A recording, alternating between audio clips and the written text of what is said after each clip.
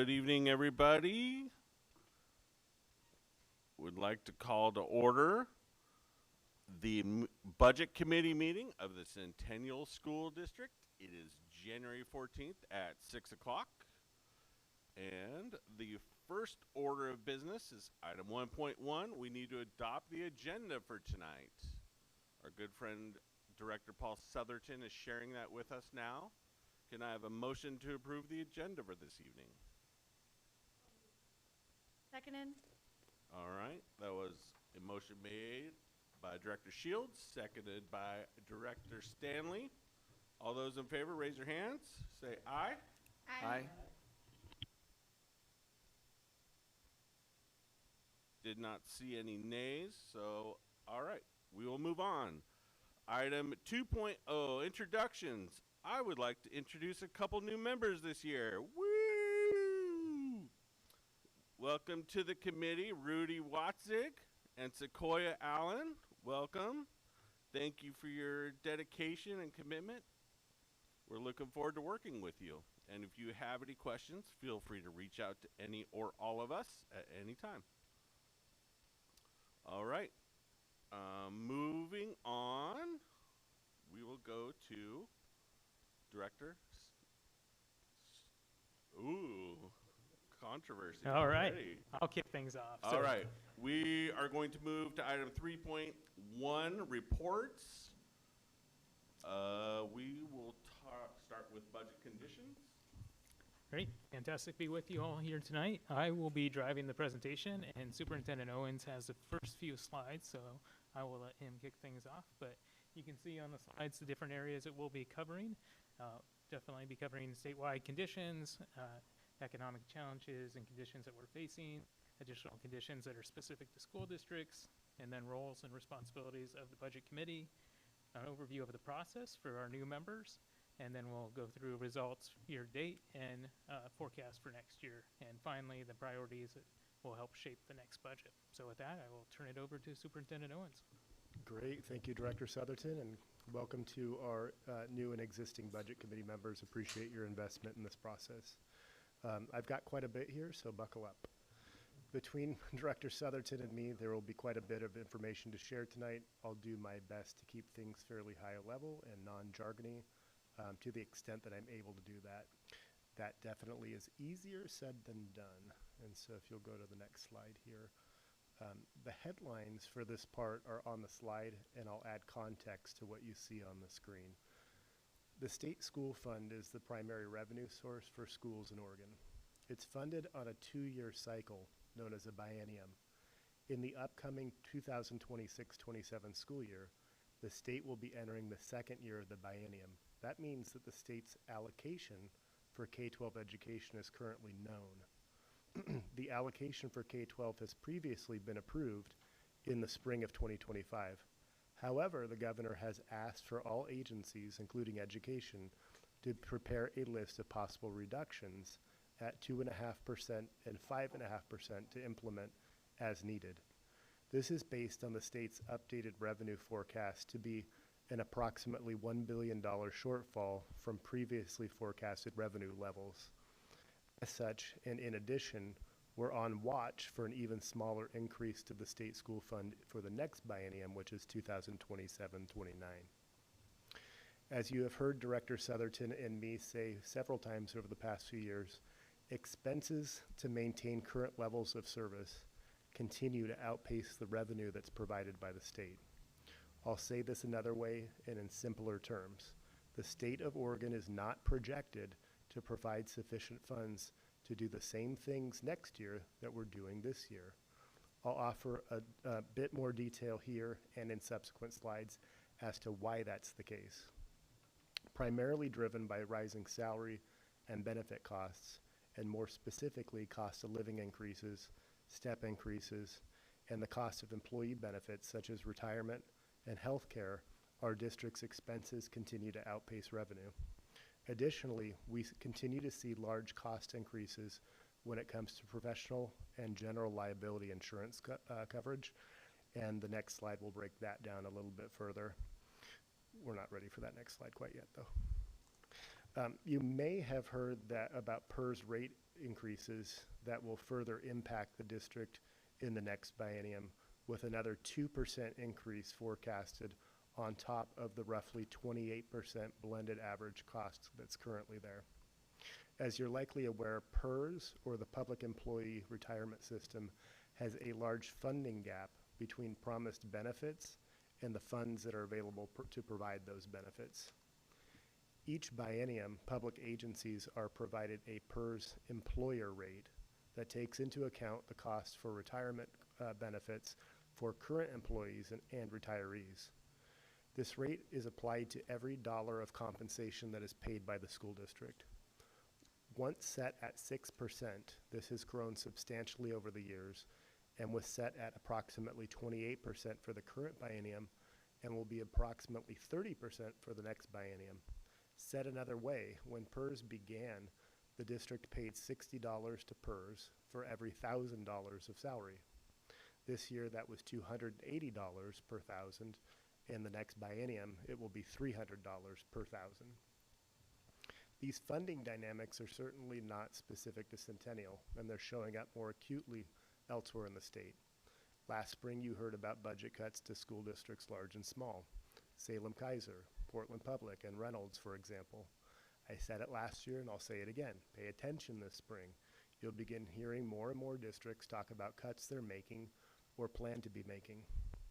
During the legislative session and in the run-up to the next biennium funding cycle, you will continue to hear about the current service level, or CSL. CSL is a misnomer. Simply put, it does not fund the current service level. Costs outpace the CSL. That's the primary reason why districts are in budget reductions, even though the state says that they're funding CSL. Next slide. Given the landscape of school funding in Oregon, it's clear to see the impact on Centennial and other school districts. There's quite a bit on this slide, and I'll try my best to explain it. On the left, you'll see the projected input from the state school fund. On the right, you'll see our projected expenses. As you can see on the left, the state school fund allocation for next year is approximately $5.83 billion allocated across all school districts in the state, not just for Centennial, unfortunately. Those funds account for a 4.1% increase year over year. The right side of the screen has a lot of information, so I'll take a moment to orient you. But before I do that, I'll just cut to the chase. Our expenses are projected to increase by at least 6%.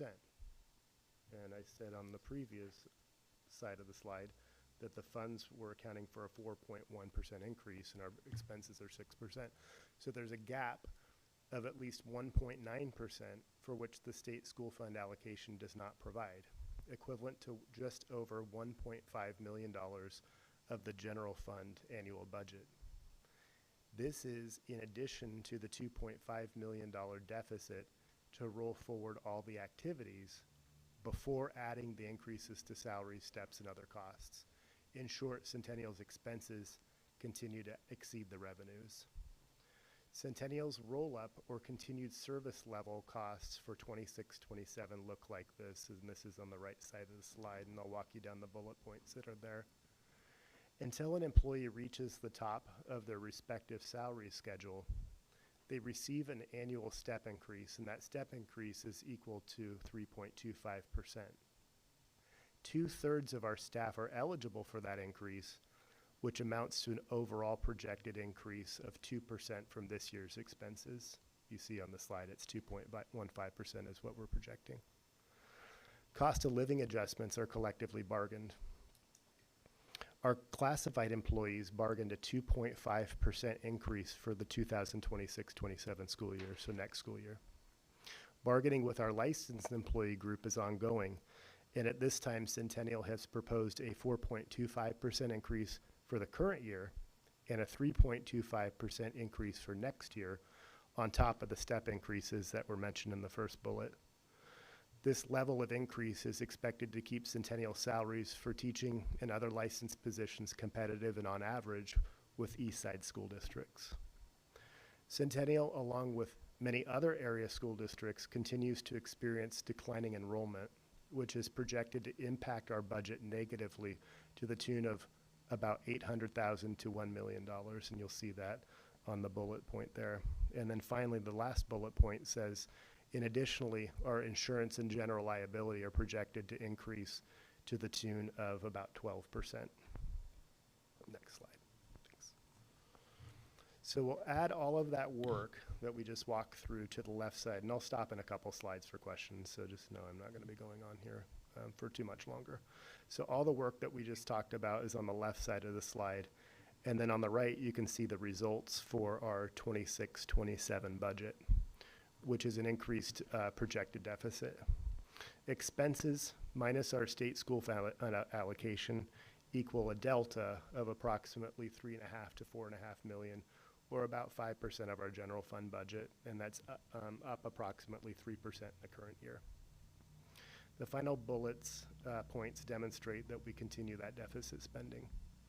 As you likely know, through a thoughtful blend of decision-making and challenging circumstances over past years, the district has developed a more robust ending fund balance, allowing the district to better withstand impacts of future funding shortfalls and fluctuations, while maintaining strong academic programming and support for our students.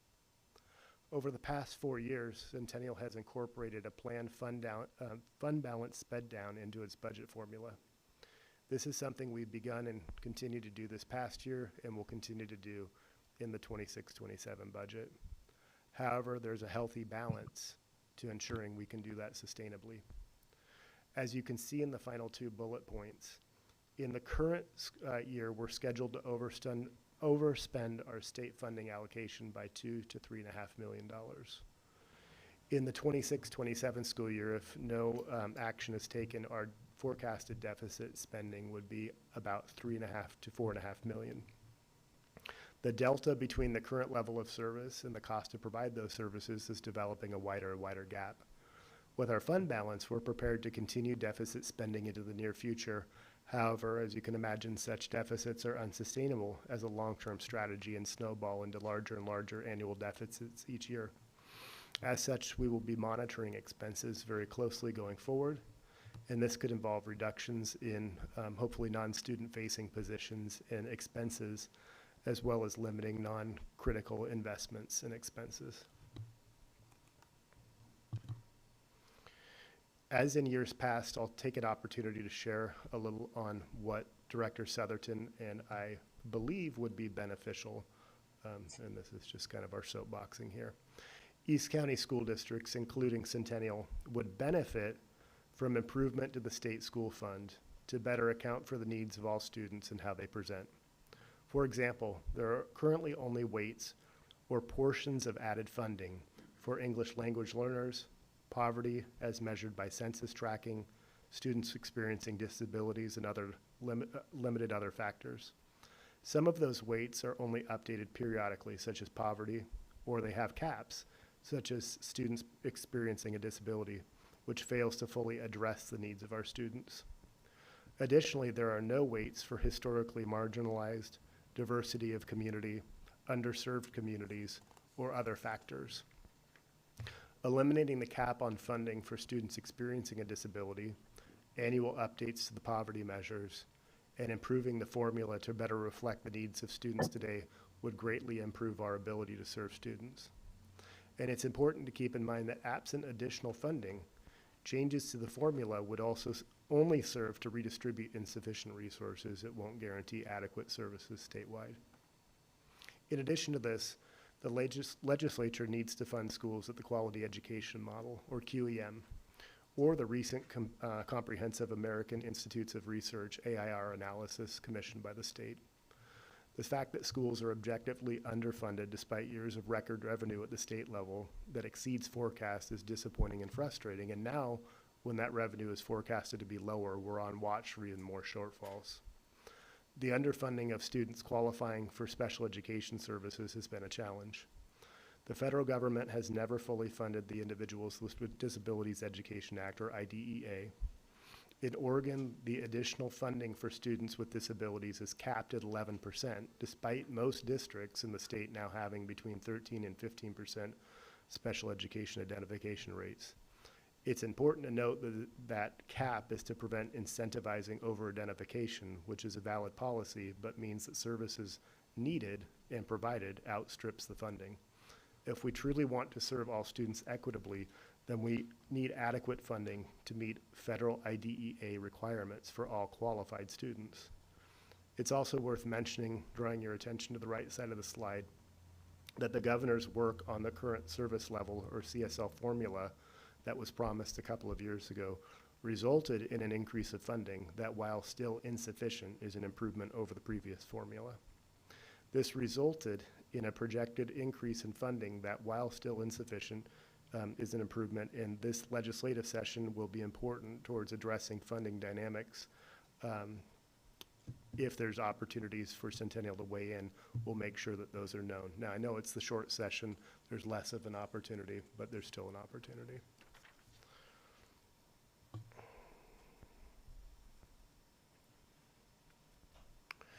Centennial, along with other school districts in the state, does receive supplemental funding sources. In 2022, the Oregon Department of Education implemented the Aligning for Student Success, aligning 6 separate federal and state programs. As you can see on the right of the screen, those sources include High School Success, which voters in Oregon passed in 2016, the Student Investment Account, which is the portion provided to K-12 school districts of the Student Success Act passed by the Oregon legislature in 2019, and other sources are listed here as well, and we can address further if you're interested in knowing more. It's worth noting that Centennial's strategic planning process, resulting in Roadmap 27, simultaneously accomplished aligning for student success requirements.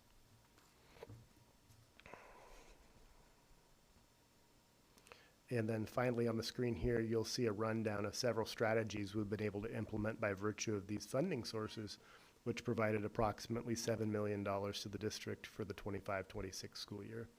And this includes Centennial Virtual Academy and its associated staffing costs, the cost to pay 2 social workers, 1 counselor at the middle school level, an English language teacher for students whose primary language is one other than English, 3 middle school teachers, 4 assistant principals, the reinstatement of middle school athletics, additional family communication support, strategic planning and implementation support, dropout prevention efforts, and other professional learning for staff, and insourcing of out-of-district specialized student placements.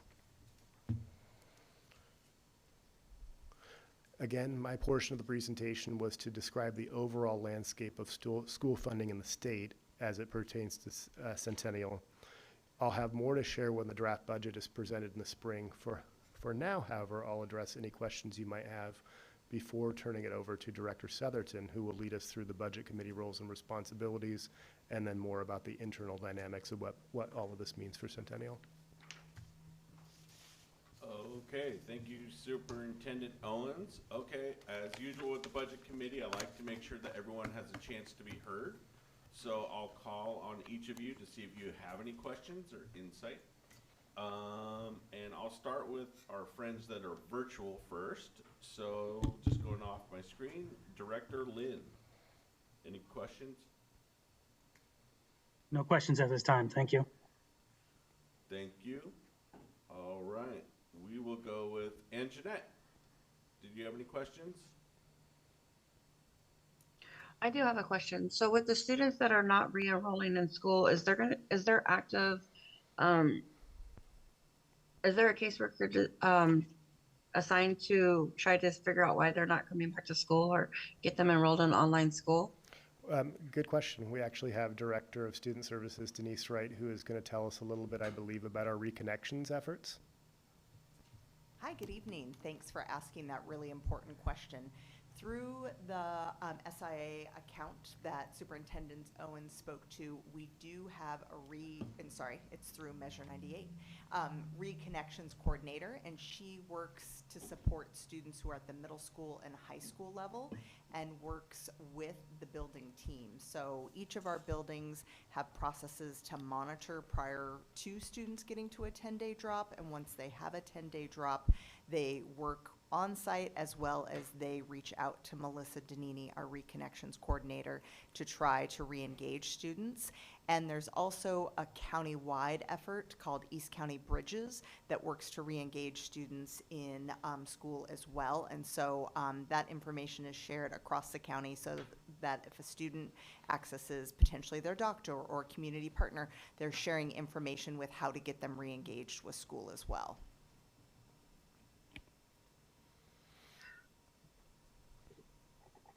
So would that, those persons also help with the children that are houseless and being able to get them to school with bus passes or something like that? Because Good I'm question. just trying to- Another great question. So as a district, we also have a homeless liaison, and part of their responsibility is to ensure that students who experience homelessness have access to transportation. And so that can happen with, if students are considered homeless but living outside of our school boundaries, they can still access transportation to our schools, and they have a right to attend the school that they were attending before they became homeless. They also will pay families in lieu if they would like to transport. We also provide bus passes. So depending on what works for the student and the family, those services are provided as well. Okay, thank you. And I would just add to that that there's a variety of dynamics as to why enrollment is declining. I think you hit on some great ones, and I appreciate the questions because that also hits on our equity efforts in terms of making sure that barriers are reduced and kids are connected to school as often as possible. I would say other factors that influence, and Director Souther can speak to this as well, bless you, in terms of why we're having declining enrollment has to do with declining birth rates, the amount of individuals in the Centennial School District that age in place and have had their residences since, like for example, my mom lives in a house that I grew up in and doesn't have school-age children anymore, but still lives in the district. That accounts for about 75% of our residents in Centennial. Then we also have the affordability issues of people moving out of the metro area just based on affordability. Those who choose homeschooling, those who choose a virtual academy option outside of Centennial School District's boundaries, those who choose homeschooling. I'm not sure if I mentioned. We do have Centennial Virtual Academy, which has been helpful for us to retain enrollment for students who might otherwise choose a virtual option. But what I'm offering to say is just an expansion on the question to say that the enrollment dynamic is dynamic. Anything that you would add to that, Director Southerton? Well said. I would just add it's a nationwide issue. It's been reported on numerous times, and overarching themes, as Superintendent Owens identified, is declining birth rates, especially post-COVID. And so we, as a district, engaged in a population research study and forecast for the next 10 years, and they're forecasting it for it to continue based on those overarching trends. So we're actually more fortunate than some of our neighboring districts. I can't quote the percentage decline, but Reynolds, for example, was above 12 or 13 and 14,000 students pre-COVID, and my understanding is now they're closer to 8,800 students, so they've seen, a 35% drop, whereas we're more of the 20% drop pre-COVID. So, and the growth on the south side of the district is certainly working in our favor in the Pleasant Valley catchment area. So.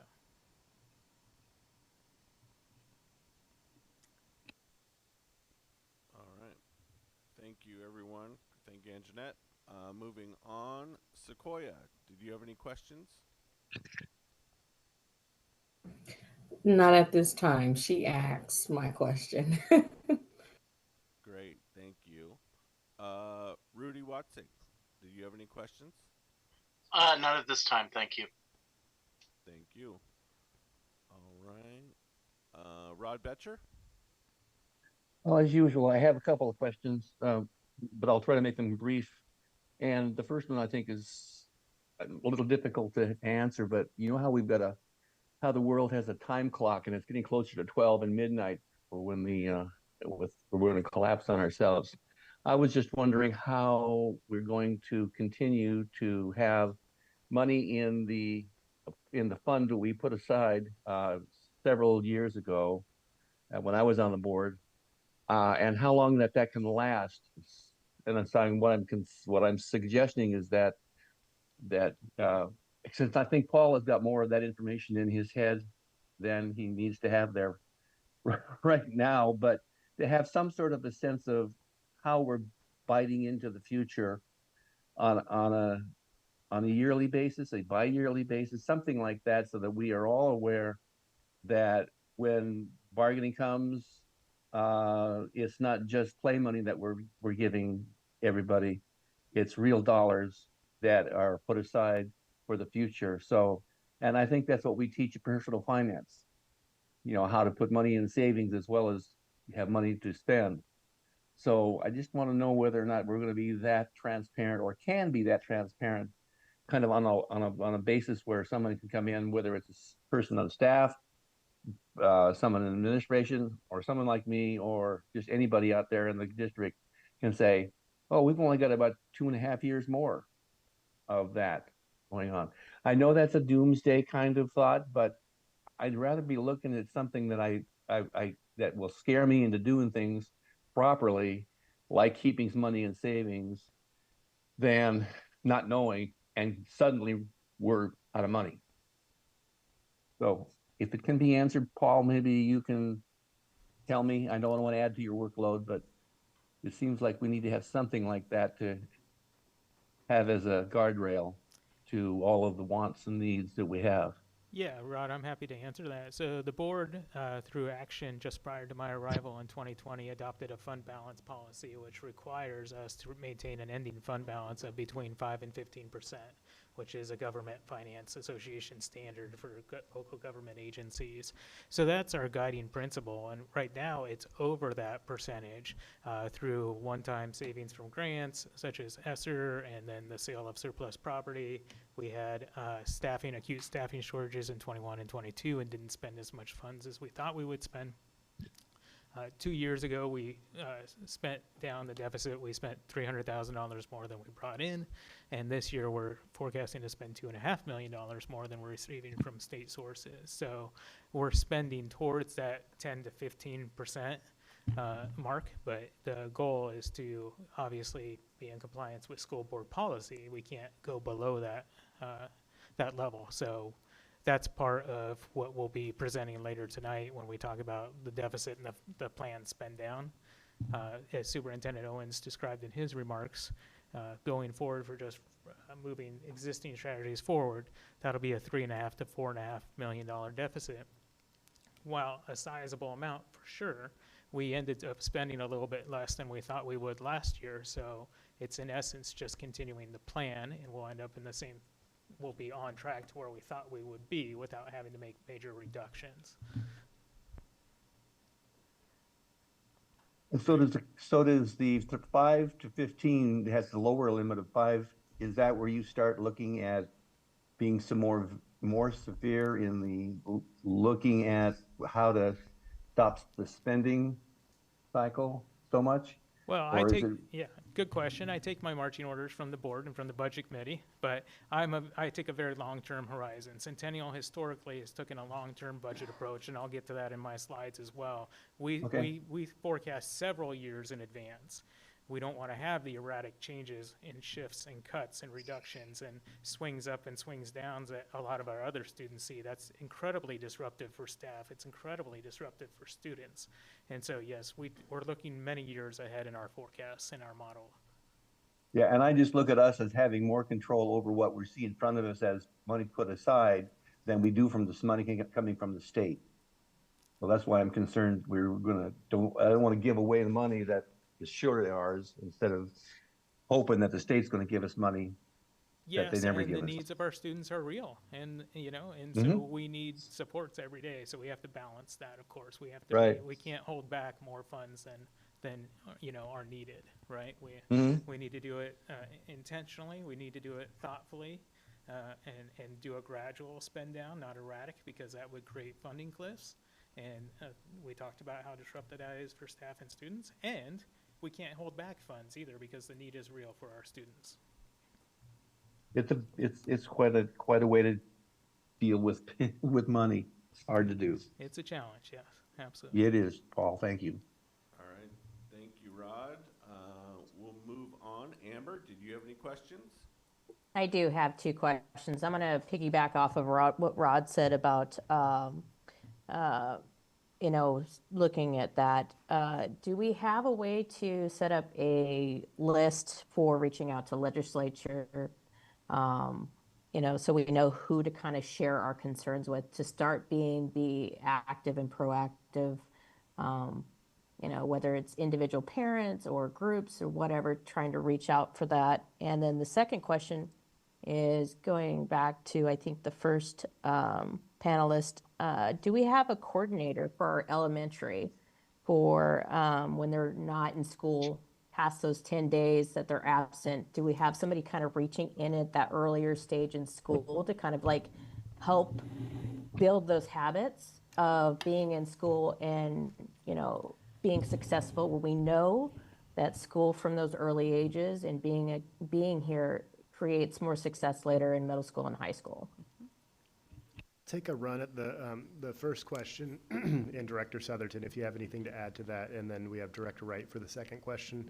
So if you're able to stay tuned this evening, in the initial part of the board meeting, we have Lisa Merrick, who's the Government Affairs Administrator for East County School Districts, who's going to give us a primer about the short session with the legislature, and that'll give a little bit more insight as to what that's shaping up to be.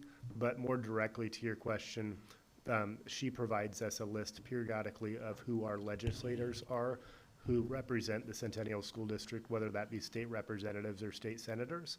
And those are the best points of contact, and we can make sure that we have that list refreshed, updated, and distributed to the Budget Committee, and potentially with some talking points as well. And then Director Wright will speak to some of our systems in terms of the question you asked. It isn't necessarily a point person specifically, but there are some structures that each school has to help support what you're describing. Great. Thanks for teeing that up. As Superintendent Owen said, we don't have specifically a reconnections coordinator that is connected with our 6 elementary schools.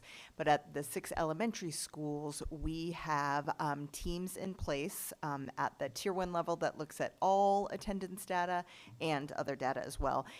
Smaller groups of students and individual students. And through those processes, if students are 10-day dropped, building school teams, identify someone who can follow up with the student's family, because typically with our elementary, those students are connected with their family when it comes to coming to school or not coming to school, and they try to problem solve individually why that student might not be coming to school. If the school team is not able to provide resources or work through the supports that the family might need, they do reach out to our social workers to consult and or to talk through additional resources that might be in need or in place for the students. Wonderful. Thank you for that. I do just want to highlight attendance for Centennial came up about 3% last year, so we're slowly seeing it increase, even though it's not anywhere near where we want it to be. All right, thank you, Amber. I'll move around the room. We'll go with Board Chair Shields. No questions at this time. Thank you. Moving down the line, Director Mooring. Thank you. No questions at the time. Just wanted to say welcome to Sequoia and Rudy. Glad to have you on the Budget Committee. Thank you. Director Salowski, any questions? No pertinent questions at this time. Thank you. Thank you. Director Newman? No questions at this time. Thank you. And Director Stanley? None at this time. Thanks. All right. And Director Me? No questions at this time. Okay, so we will move on to Director Southerton for another presentation. Fantastic. We're just continuing on. So I'm pleased to go over the roles and responsibilities. Just as a reminder, we do this just once a year, and it's kind of a good refresher to have. And then we all do have a couple new Budget Committee members. Thank you, Rudy and Sequoia, for joining the team. And so we'll run through the process here. So As prescribed by Oregon budget law, committee members participate in the budget process, meaning we want to hear from you. The last 3 years, we've had record participation, so we've had more than 100 questions written and in person coming back and forth, thorough review of the draft budgets, and very thoughtful and review and questions, and great participation. So just a lot of gratitude for that from our community, our committee, our staff members, and we just highly encourage that. This is very much a participatory process. So we do have an equal number of community members and board members on the committee, 7 of each. And it's important to note that employees of the district cannot be a budget committee member. It is the board member and community members at large. Members attend committee work sessions and public meetings, and members provide direction to the administration on what the priorities in the budget should be. Members received the proposed budget in April, including the budget message from the superintendent to families and communities. Members discuss and provide feedback to the administration. Did we hit the mark with the priorities that you all are giving us tonight and over the next week? Because you'll have a week to provide feedback and input to us. We hear public comment at the second meeting traditionally, and then members approve the budget before it goes to the board. So it requires the committee approval before the board can consider adopting it. It's important to note there's a couple of things that are outside the scope of the budget committee: setting salaries and benefit levels, for example, placing staff, adding or deleting programs, and development and district policies. Those responsibilities lie largely with the school board or the administration. As noted during our conversation, Centennial takes a very long-term approach to budgeting. Erratic shifts and changes like we're seeing around the region and schools are highly disruptive for staff and students. You know, there's one district in our neighborhood that announced a 17% across the board cut. And I can just imagine how disruptive that is to staff trying to pay their bills and put a roof over their head, how disruptive that is to students. We want to take a multi-year long-term approach and a thoughtful approach to our staffing and our budgeting. A big part of that is maintaining adequate financial controls and reserves to absorb economic downturns, such as potentially the one we're going into over the next couple of years. Reacting appropriately to these downturns, state school fund shortages and cuts, and other revenue shortfalls. Again, just limiting those swings that are highly disruptive. And then, when warranted, prudent use of accumulated reserves. Again, the needs of our students are urgent, and we shouldn't hold back when we don't need to. But we want to be thoughtful about that spend down plan. Together, these practices reduce the likelihood of the disruptive large swings and cuts in budgets. A few other notes: Oregon budget law prescribes that all meetings are open to the public and subject to public meeting laws. A quorum is required to conduct business, so we need to have the majority of the committee plus one present. Chair and vice chair are selected at the first meeting, so the first meeting is officially in April. Today is a work session. The committee may request and will receive additional information throughout the process. So as the administration, we're at your disposal, right? That's my role here, is to provide you information, receive guidance and feedback and priorities from you all, and then come forth with a budget.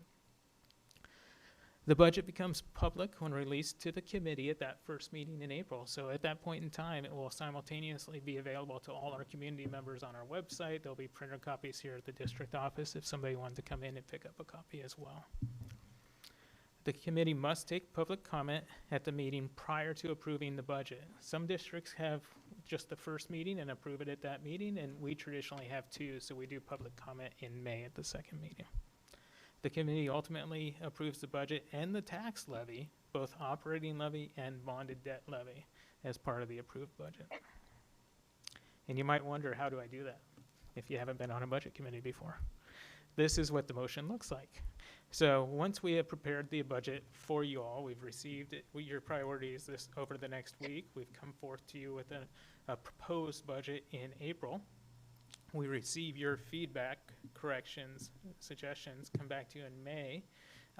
Then you'll have the opportunity to approve it. And this is an example of what that resolution will likely look like. And it's the totality of the general fund budget and all other funds, and as well as the permanent property tax rate, as well as the bonded debt. And there'll need to be a motion by committee members to approve it, and then ultimately a majority would be required to approve and move forward to the board for potential adoption.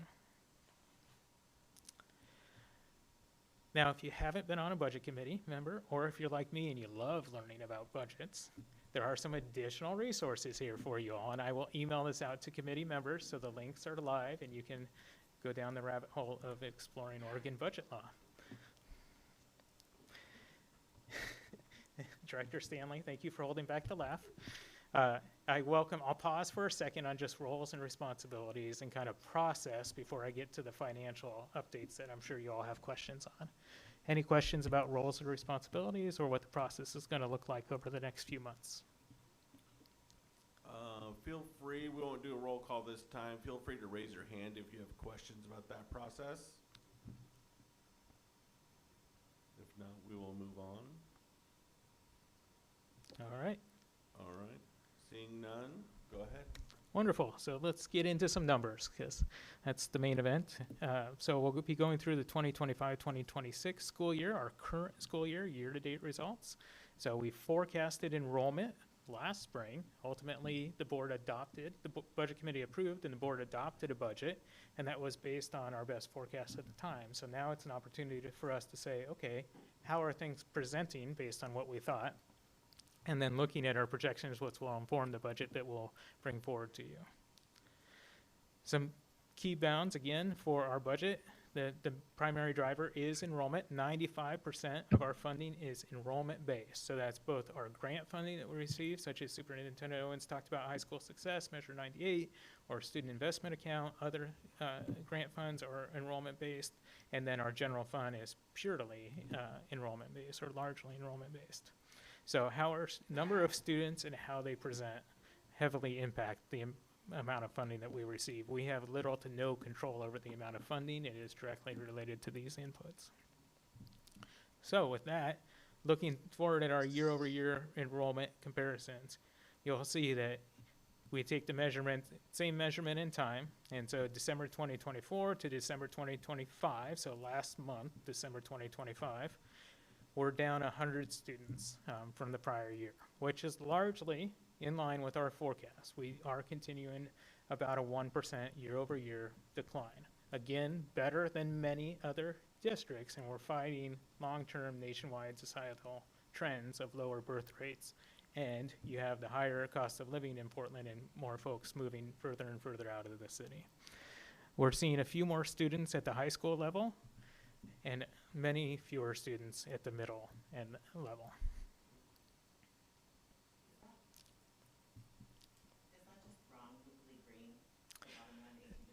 Oh, thanks for calling that out.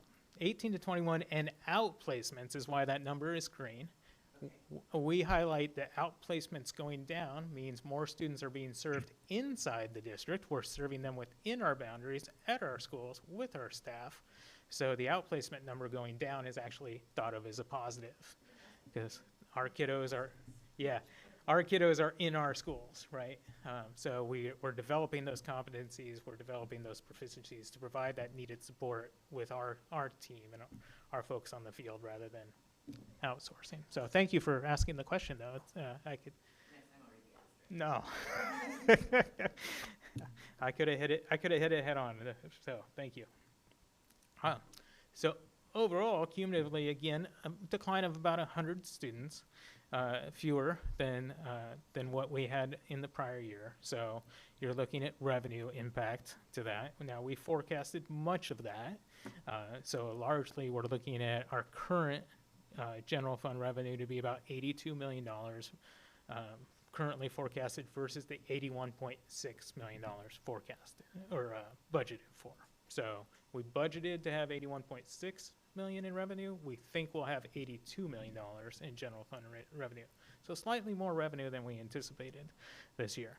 I can break that down for you a little bit further when the number of students across Oregon is a little bit lower, but the state school fund top line number is the same. You get a little bit more funding per student than you thought you would get. So that's how we can end up having fewer students, which we forecasted for, but still getting a little bit more revenue. Expenses Conversely, we didn't see the increase, the cap of the high-cost disability. We didn't see the raise of the high-cost disability grant, and we didn't see the cap of the 11% of students who identify. Those were two proposals in the legislature that legitimately many districts thought we're going to get across the finish line this year, and potentially we're going to provide more supports. Unfortunately, those didn't happen, and we're still seeing that same number, if not more, on a number basis. Even though we have declining enrollment, we're seeing a higher percentage and higher absolute numbers of students presenting with complex needs. And so our costs for special education continue to increase, and we've had to hire many additional special educational assistants mid-year to provide that support, which our students need, morally, legally obligated to provide those services, and we just had to add those mid-year. We've also added 4 licensed positions, 4 teaching positions mid-year that were unplanned. So overall, our expenses are largely expected to be higher than originally in the adopted budget. We see expenses coming in at $84 to $85 million in the general fund versus the 83.5 budgeted for. There are contingency funds in the budget they were thought of if we received additional revenue, we would add those special education supports. We didn't receive the additional revenue, and we still had to add the supports. So that brings you to the deficit, which is the bottom line on this slide of $2 to $3.5 million. It's still too early to tell where we'll exactly shake out, but I would hedge more towards the $3 million overall. So that's the lay of the land where we're currently at. And so going forward, we expect more of the same. There's a lot of words on the slide. That's essentially more of the same. We expect we'll continue to have 100 fewer students next year than we have this year. We continue that trend. We don't think it'll accelerate, but we don't think it's going to plateau. We think we're going to continue based on the population study that we had conducted as a district. It's an overarching trend. There is growth that is helping us in part of our district, but we have decline in the north side of our district as well. On the expense side, state school fund support is expected to roll up by about 4.1%, but we have fewer students. We're having declining students, so we may only net about a 3.3% increase year over year funding. And so, as Superintendent Owens talked about earlier, and I'll break down on another slide, I believe here, our costs are increasing greater. So overall, our costs are going to increase at about 6%. Our revenue is going to only increase at about 3%. So you have that delta. And this is what it shapes out as. So overall, you've got about $2 million more year over year in revenue in the general fund coming from the state school fund support. You've got salary and benefit cost increase, which are going to be about $3 million. Liability and other insurance requirements, $250,000, and then the current deficit that we have this year, because they'll stack, leads us to that $3.5 to $4.5 million deficit. Now, overall, we have a fund balance, as I said, in excess of the 15% board policy. So the fund balance at this point in time is around $21 million. We should, our target, 15% on the high end, is about $13 million. So if you're going to spend down $3 million this year, right, then you're going to get down to 18. And if you're going to spend $4 million next year, then you're down to 14, right? And you can land the plane at that $10 to $12 million range, or $8 to $12 million range, because you do have that 5 to 15%, right? That's the thoughtful plan as we continue the advocacy at the state level to actually get continued service cost funding for the state school fund. So the advocacy that we've mentioned several times throughout and people have asked about, that's where we all need to have our voices heard and say we have a legal, moral, ethical obligation to fund education adequately in Oregon. We need to, compel our legislatures to do that. And we have a plan to hopefully get us to that bridge where the funding is coming up and we can sunset our deficits without having erratic cuts. And that's what this slide says.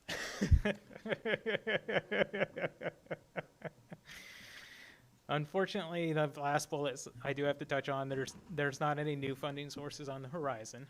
We are, I think, exceptionally good at exploring grants We have a small but mighty team of folks, administrators, principals, teachers. We don't have a grant writing position because it doesn't pay enough to actually fund itself. And we have a lot of people that do that work ad hoc and individually and collaboratively. And there aren't any big grants on the horizon. Unfortunately, the state is looking at a shortfall, and that's where they largely come from, and the federal government is not that supportive of additional educational grants at this point in time. So we don't see additional large funding sources on the horizon, so there's likely a need for targeted reductions as far away from the student as possible. With that, I welcome any questions you have on the forecast or year-to-date results. All right, great, thanks, Paul. We will do roll call, and looking at the time, we have about 9 minutes left. So I'm going to start with the community members, since us as board members have more opportunities to ask questions. So we will start with Amber. You're first up this time. I don't have any questions at this time. All right. Thank you. And Jeanette? Did you have any questions? I don't have any more questions at this time. Thank you. Sequoia?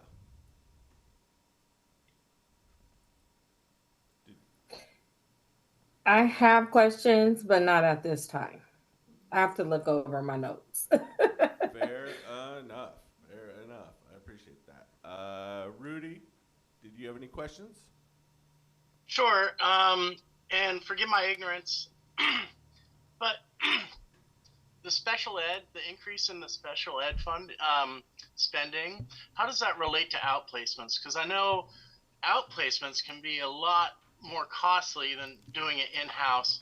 So just help me connect the dots. Again, I'm sorry that I'm new to this. No, it's a great question. Okay. It's a great question. So I'll kick it off, and then I'll turn it over to Denise Wright, Director Wright, if there's anything that needs to be cleaned up. But we have wonderful students who present with a variety of complex needs. And some of those, we have the internal space, equipment, skilled personnel, competency, proficiency to provide those services in district, and that's always our first choice. And in some cases, the needs are so acute, so specialized, that we work with partners such as the MESD, Open School, Rosemary Anderson, Serendipity, and other specialized providers to provide those educational services and supports for students. And you're right, it does come at a higher cost often, because it is so specialized. It does require such a high level of care or specialized equipment or space or otherwise. There may be additional transportation, one-to-one medical, nurses, and other things that provide. The challenge that we have is that everybody agrees that these services are needed, morally, legally, ethically, should be provided to students, they're entitled to them, and they're not funded at the state level at the cost, right? And so the district still provides them, and then it takes from other areas of the general budget, unfortunately, because it just exceeds our revenue. So the high cost disability grant that I spoke about, that is a finite amount. I believe it's $80 million a year in this current biennium, and that's across the state.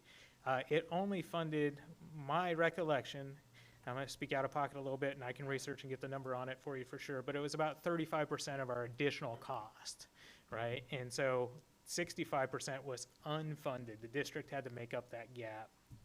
And so there was large advocacy across the state, and there has been, but it really had some momentum this last legislative session, because there was record revenue, and unfortunately it didn't get across the finish line. We really need that to be closer to $250 million to be indexed to actual cost. You know, it hasn't been increased by cost of living, it hasn't been increased by inflation or anything for years. Back over. And additionally, some specific information around that is for some of the placements that were outplaced with the MESD. Those costs last year were about $90,000 per student, and we targeted specifically the services that we could provide in-house. And so there were roughly about 25 students who were receiving services that at a baseline were about 90,000, and then several of those students also had additional adult support, which was over $60,000 on top of that.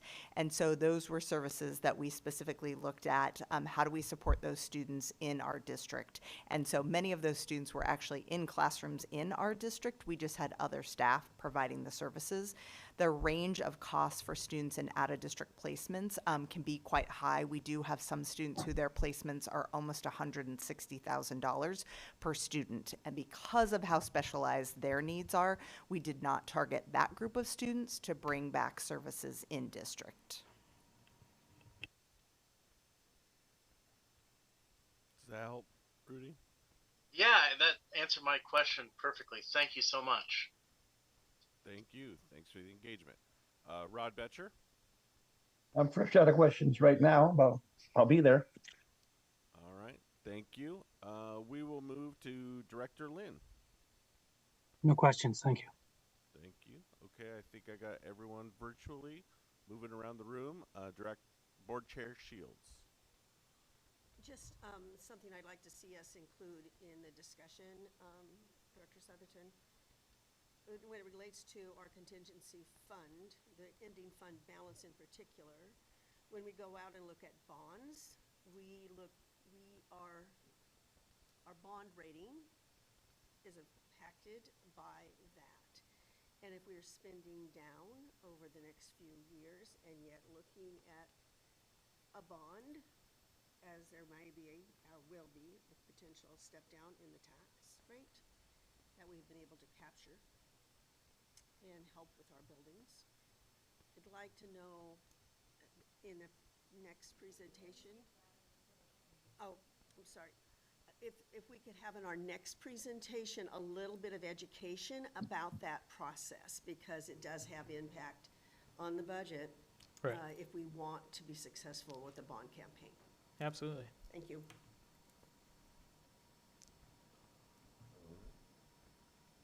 Thank you. Moving along, Director Morin, No questions at this time. Director Solowski, No, thank you. Director Newman. Hopefully just a quick question. The projected $3.5 to $4.5 million deficit, is that considering the unexpected higher deficit this year? Yes. Yeah, good question. Thank you. Thank you. Director Stanley. I have nothing. And speaking for myself, I have no questions. Okay. Great. So, Jump into priorities. priorities. All right. So just a refresher for where we've been and what's been guiding us for the last several years. So through engagement with the community, with staff, with the board, with the budget committee, and a variety of other stakeholders, partners, et cetera, the strategic plan has been developed, and these have been guiding principles and priorities for Centennial for several years. Building strong foundation, pre-K through 3, so increasing access to preschool and early learning programs, growing attainment of grade level standards, supporting every student's well-being and inclusion, centering student voice, empowerment, and leadership, ensuring equitable access to high-quality academics, and preparing every student for their future. And you can see the sub-bullets and strategies that go along with each one of these priorities. We also had additional priorities from the Budget Committee for the last several years, and that was partnering with community groups for use of facilities after hours and weekend access, and access to the new gyms, maintaining co-curricular activities after expanding them greatly in the last several years, being able to prioritize maintaining those even with deficits, enhance career and technical education programs, partnerships with vocational programs and other CTE programs, and then expanded transportation opportunities for field trips and summer programming, including transportation for all students. We've expanded and prioritized these. Some of the ways that we've spoken about this, as I said, is expanding middle school athletics at both of our middle schools over the last several years.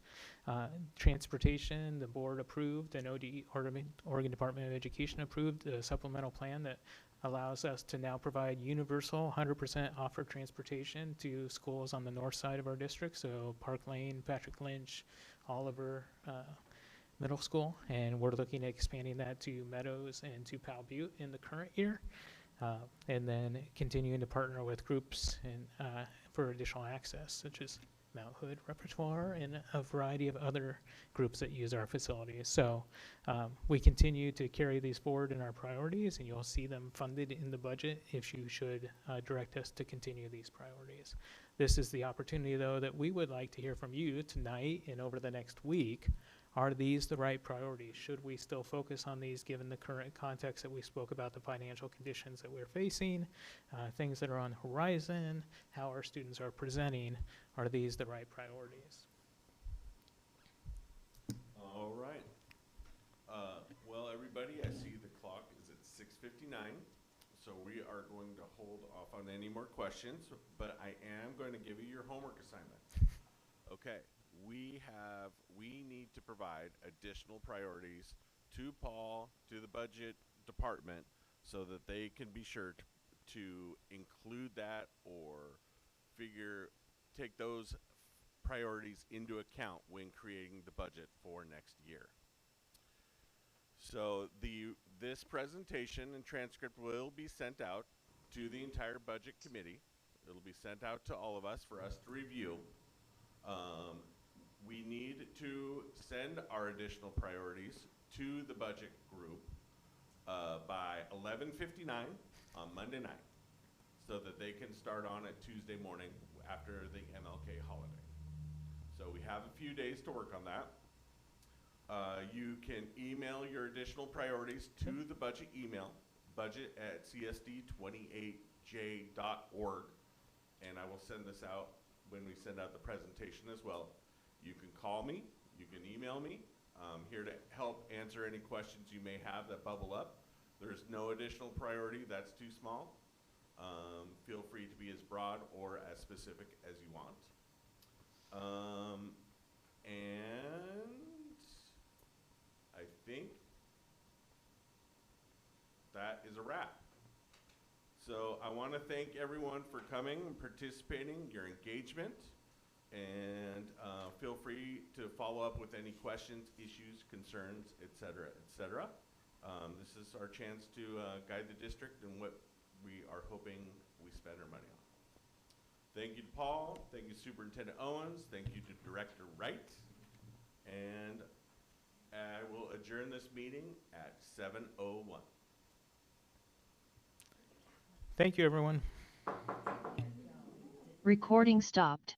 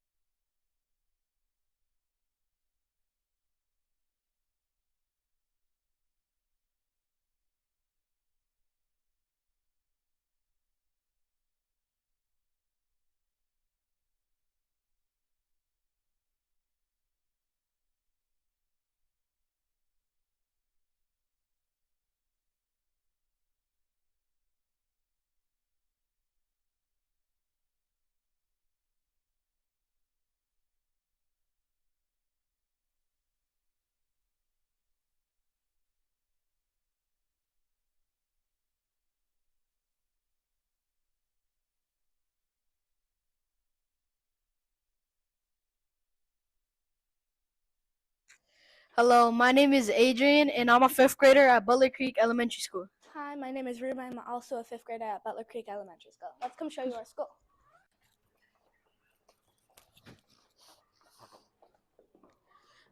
This is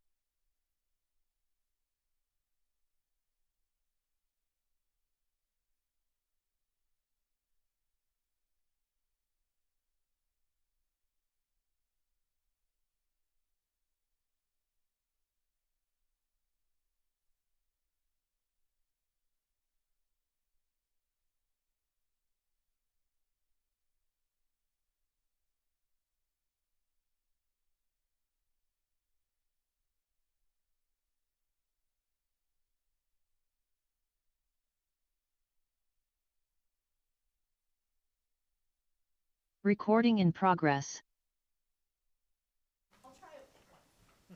Welcome, everybody. I'm going to call to order the Centennial School District Governing Board meeting for Wednesday, January 14th.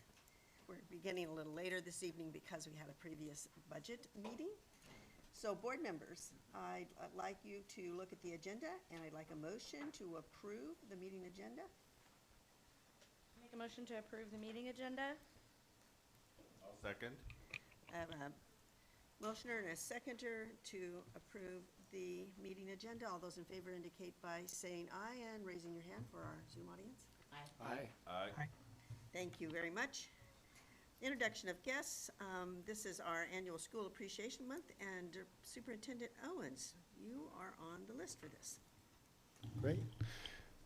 Good to see everybody this evening, and congratulations on School Board Appreciation Month. January is School Board Appreciation Month, and not only do you have a swag box, but you also have something that really recognizes a board member, which is a proclamation, which I'll read momentarily. But nevertheless, let me pass it over to Executive Assistant Missy Grindle, who will explain to you what we have in your box in front of you this evening. Yes, we have some wonderful goodies that have been supplied by some of our schools in appreciation for the work that you do, and we're incredibly grateful for everything that you do to support our district. So we've got a wonderful mug there from CVA.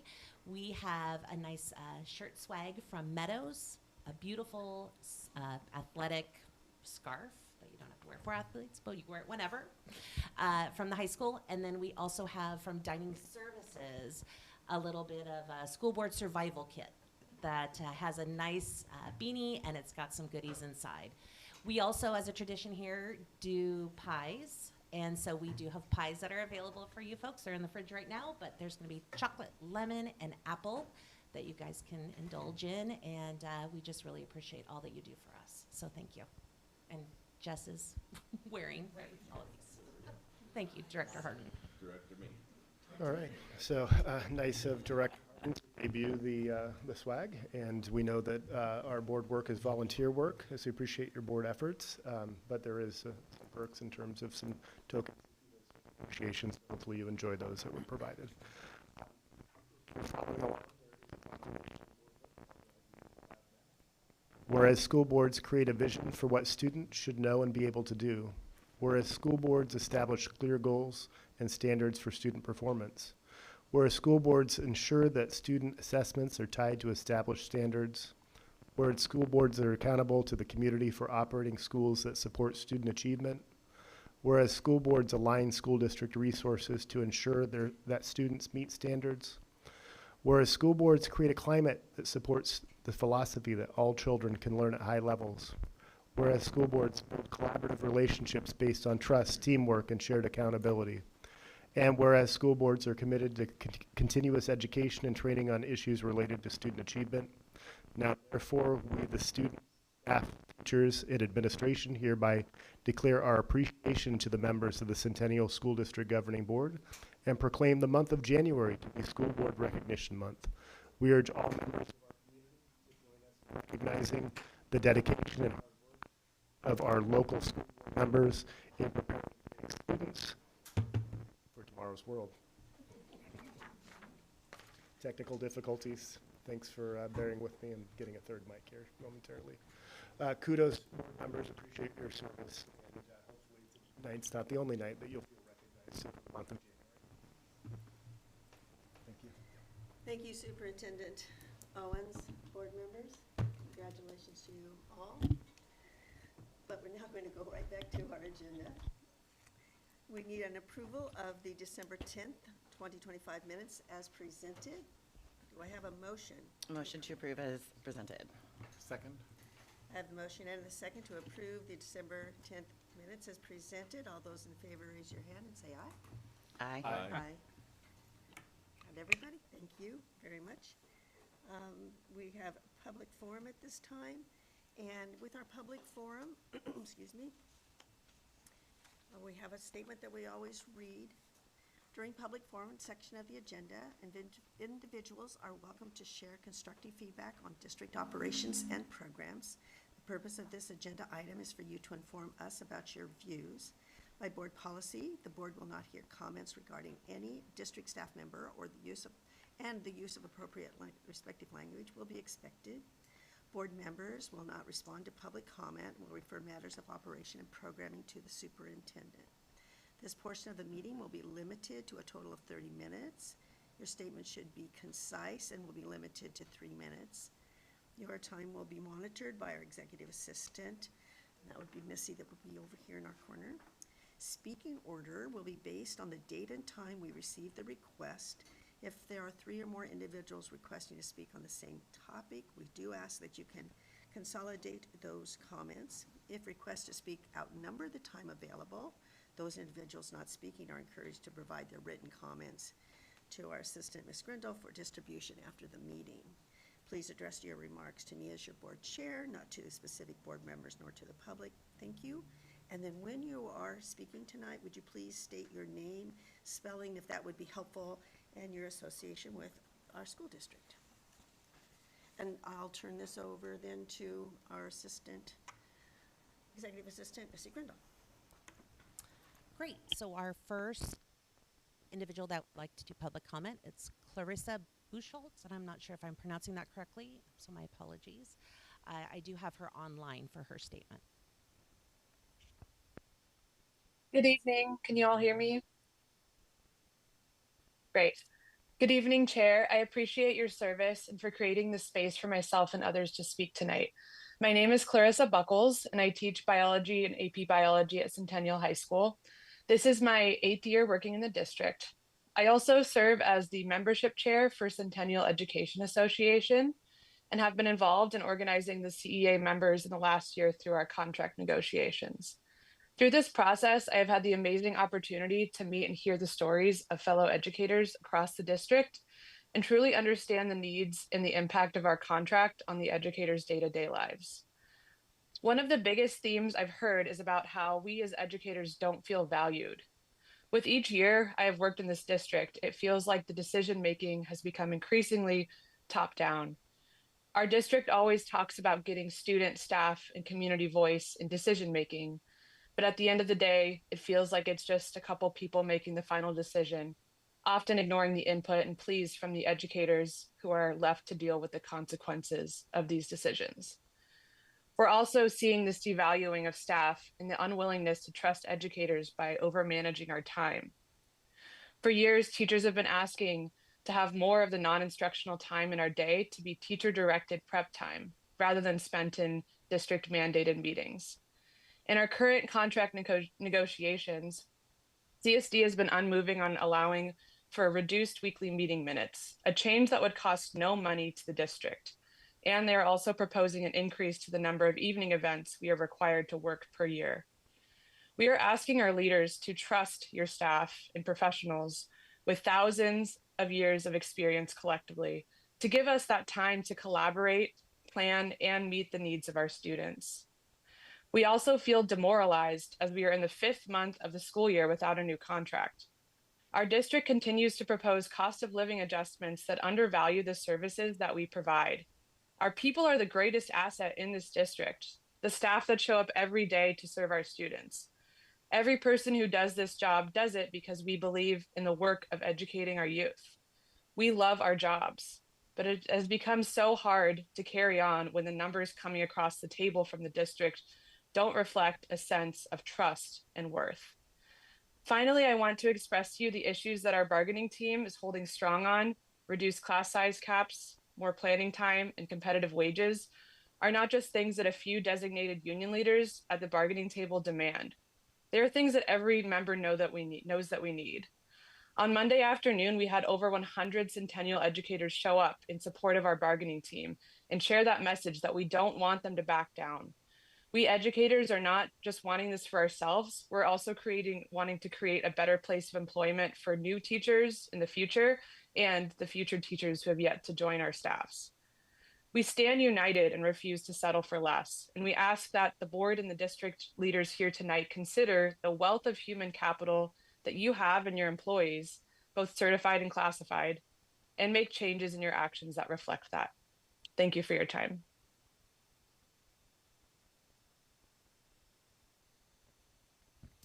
Next, we have Anna Hillbrunner.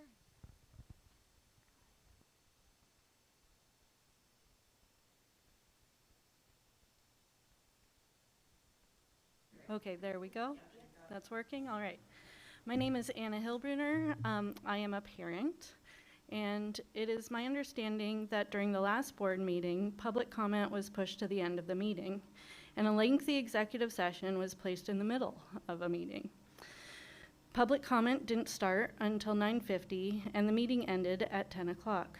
Pushing public comment back like this is extremely concerning to me.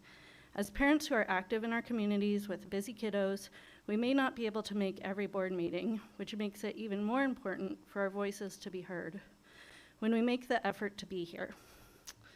Allowing for the full 30-minute public comment session is the least that the board can do. This being said, while we may not be able to make every meeting, it doesn't mean that we aren't tracking on what is going on. Sorry, I'm a little nervous. Shaky voice. Thank you. So especially in light of what Superintendent Owens said earlier, with collaboration, collaboratively relationship building with trust, I want to ask the board, do you really think that deprioritizing voter voices is a wise and trust building choice? And that is all. Thank you.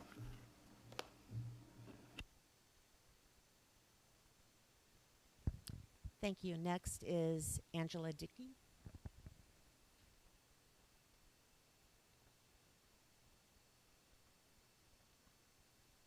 Oh, now I have a green light. Green means go, right? Fantastic. Good evening. Thank you, Superintendent, and thank you, Board, for your service, of course. I really appreciate it. And thank you for providing me with a few minutes at the beginning of the meeting to speak. I'm really excited to be here, especially after that budget report, to discuss something that will cost no money. For those of you who don't know me, my name is Angela Dickey. This is my 23rd year as an educator here at Centennial School District. I have spent my entire career as a science teacher here at Centennial Middle School, and I've seen a lot.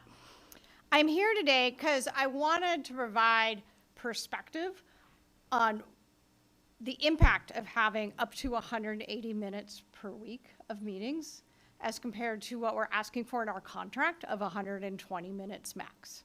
That's 60 minutes, which might not seem like a lot, but you can get a lot done in 60 minutes of your own time. I've spent a lot of time this year really trying to take stock of what do I do with an extra 60 minutes, or what would I do? First of all, I sweep my classroom floor. Earlier this year, the CMS head custodian announced that for a variety of reasons, our rooms would only be swept twice a week. Totally fair. I get the impact of reduced staff or whatever else, but this means I have a dirty floor. So when I have a few minutes, I sweep my floor.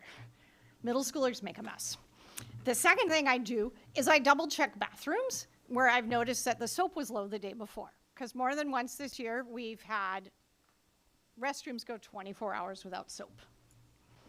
Then I take a few minutes and I double check some other things. Do I have paper towels? I have 8 paper towel dispensers in a science room. I go through a lot of paper towels. So I make sure I have paper towels ready to go. I double check the HEPA filters you guys got us several years ago. Fantastic. I love them. They keep me healthy. They keep my students healthy, but the filters inside have a time limit on them, and every now and then there's a bright red light that says change the filter. So with extra 60 minutes, I can go hunt down the filters. Now, if my room is clean and safe and stocked, which would be fantastic, here's some other things I could do with 60 minutes. First of all, I can make those charts and posters that are really explicitly geared for my students and what they need. I can't buy charts and posters specifically for how I teach off the internet. Teachers Pay Teachers doesn't offer them. AI can't generate what I want. I also don't have a color printer. My vocabulary posters right now are more than 10 years old. I would love to update those to have a school-wide emphasis on our morphology. That's been fantastic. Our students love learning word parts, and if hearing it come up in dialogue, I would like to have that visualized in my room. but that takes time to make and access to butcher paper and pens. It's not something I can just do at home. Another thing I do with time is organize equipment and supplies. Earlier this year, okay. Earlier this year, the curriculum department very generously provided us with some lovely headphones. It took me 2 months to label and organize headphones and get them ready for display. These are the kinds of things that I can do to serve our students if we have 60 more minutes of time each week, among others. I know it doesn't seem like a lot to have an extra 60 minutes. You can see I ran through 3 really fast, but it's important, and I appreciate it. So thank you so much for listening, and thank you for taking a minute. I appreciate it. Thank you. Next is Stacy Fleck. And I do not see Stacy online.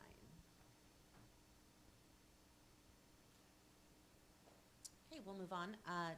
Drew Rosa will be next, and he will be online.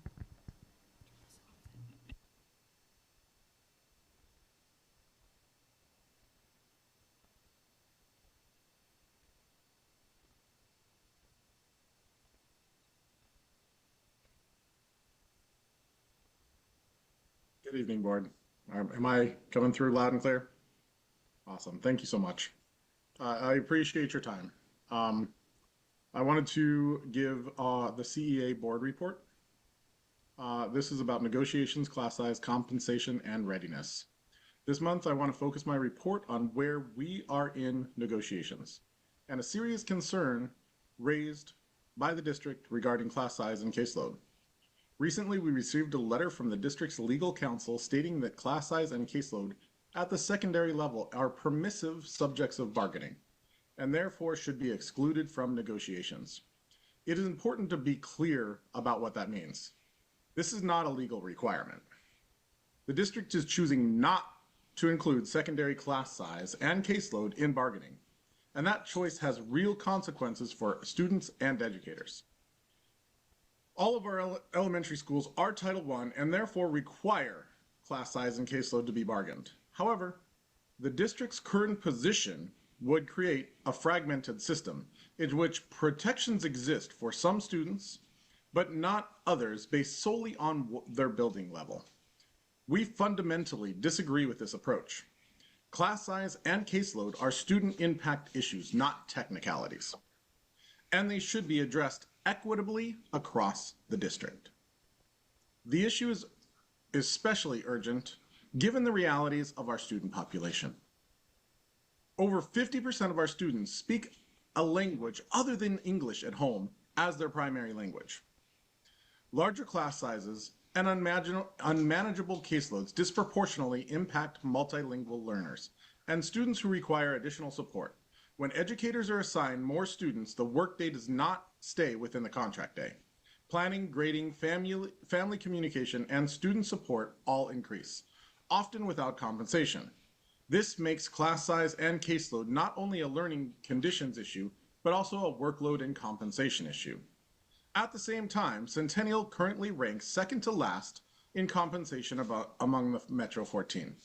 This reality makes it increasingly difficult to recruit and retain quality educators when compensation lags while workloads increase, educators leave, and students experience the instability that follows. These issues are deeply connected and must be addressed together. Throughout this process, CEA has remained committed to bargaining in good faith and doing everything we can to avoid a possible strike. We continue to bring forward reasonable proposals and seek solutions that prioritize students, educators, and the long-term stability of our schools. Our ask of the board is direct and important. We are asking the board to acknowledge that excluding secondary class size and caseload from a bargaining is a choice and not a mandate, and to direct the district bargaining team to include these issues in negotiations, at minimum through compensation structures that recognize and value educator workload. To this point, educators have not experienced this board is actively advocating for them during this process. We're hopeful that that will change because board leadership matters. In that spirit, I have resubmitted CEA's request for a standing board report so that these conversations can be ongoing and collaborative rather than one way. You're at your Our 30 hope is that the you're over district your 3 chooses minutes, Drew. a different path. Yes, You're over your 3 minutes, so can you tighten it up or end it up, I've please? got one paragraph. Can I finish that up? All right, do it quickly, read fast. Thank you. Our hope is that the district chooses a different path, one that fully meets the needs of the educators on the front lines and the students that they serve. While avoiding a strike remains our priority, our members are united and prepared to take action if necessary to advocate for our families, our students, and ourselves as educators. A strike is not the outcome we want, but we are prepared to act if needed because we will not accept learning conditions and compensation that fail our community. With meaningful leadership and a shared commitment to equity, we believe a fair agreement that centers students, families, and educators is still possible. Thank you.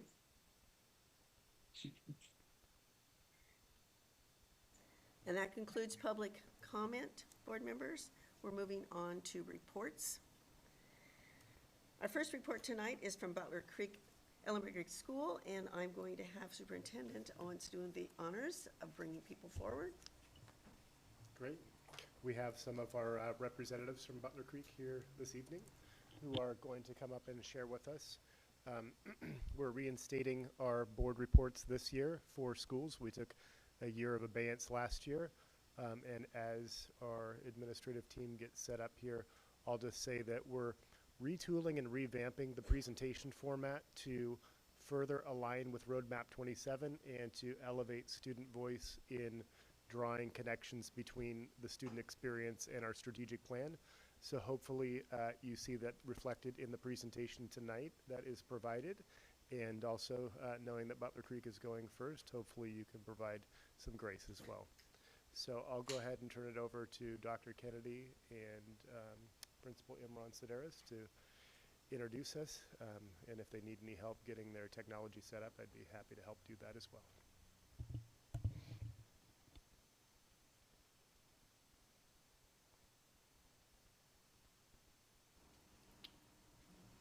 All right, good evening, everyone. My name is Gail Sedaris. I am the principal at Butler Creek Elementary. Good evening, Superintendent Owens, Chair Shields, and the rest of the board members. My name is Dr. Karen Kennedy, and I'm the assistant principal at Butler Creek Elementary, and we will set the stage for all of the rest of the presentations for schools this year. Well, there you go. Okay, we're out. Yes. I am super excited to be here. I also have Miss Danielle Balo, who is our school counselor, with us, and she's been doing some amazing work, and that is some of the work that we wanted to highlight tonight.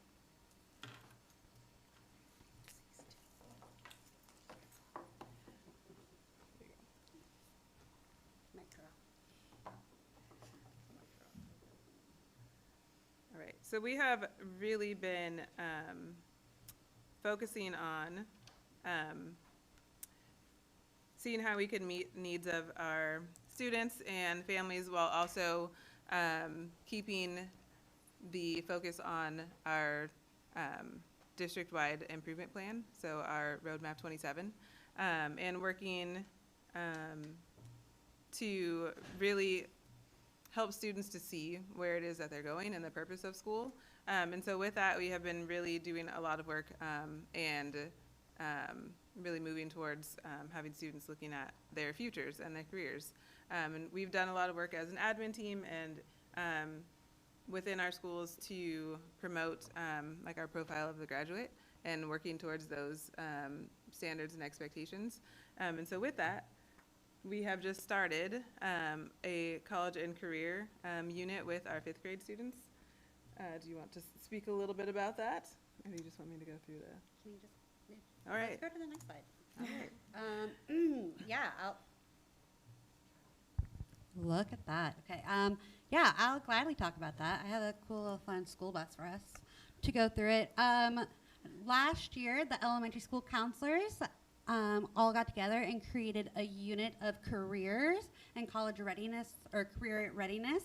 This year, I expanded on it to add in a career panel and post-secondary options. So we are starting off 5th grade career unit with about an all about me, post-secondary, job exploration, looking for jobs, and a career panel,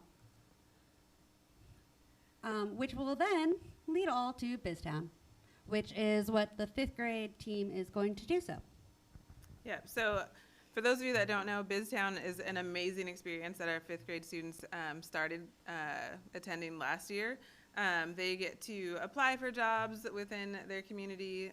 There are students that get to run for mayor of BizTown, and then they go on a field trip to the actual town. And it's a place where there's banks and shopping markets and pet stores and newscasting. Like anything you could think of, they have it there, all in this one building, and students get to participate and run the town. So that's what we're kind of leading up to with all of the work that we've been doing. So for the very first lesson, I got to express what I wanted to be when I was 5 years old, which was a farmer, which died real fast because it turns out I'm allergic to the world.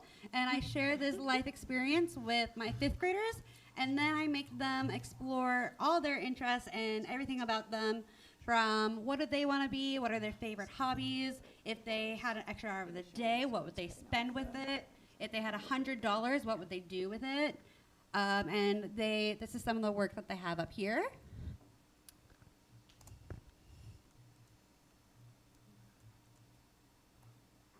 Why is it not going? There we go.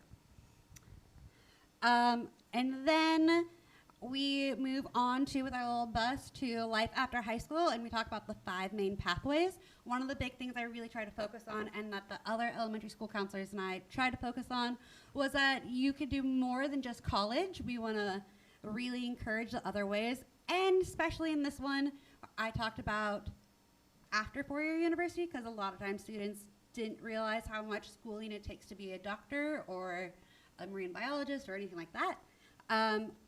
There are a lot of students that we really talked about Oregon Promise during this time as well, and how students were like, what, free college, free schooling, I can do all this. And I really emphasized attendance and grades during this part, and how they have to have a certain amount of attendance and grade to get Oregon Promise. So I'm telling them that it all starts now, so working on that.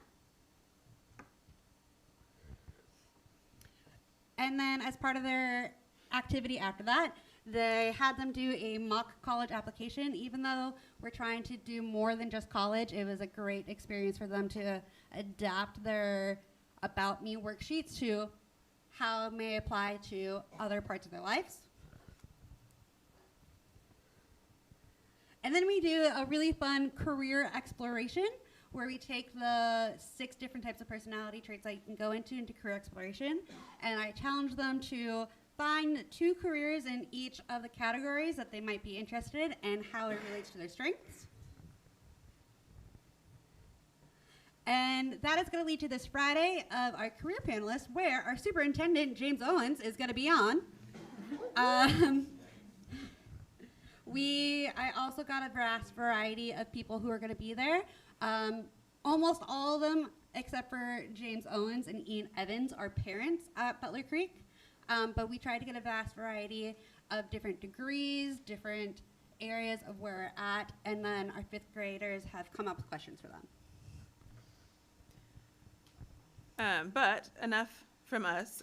We made a video, and this is, I don't know how great the video is going to be, but we did our best. We made a video so that we could hear how students and see them working on some of these projects and like working together. And we get to hear from some of them that we chose to do like a panel and things on how things are going, what they're thinking, and they were super excited to be a part of it. So it was a nice way to get our 5th graders in more of leadership roles and really like getting their voices out there. So. I'm helping you because you're here. Hello, my name is Adrian, and I'm a 5th grader at Butler Creek Elementary School. Hi, my name is Ruben. I'm also a 5th grader at Butler Creek Elementary School. Let's come show you our school.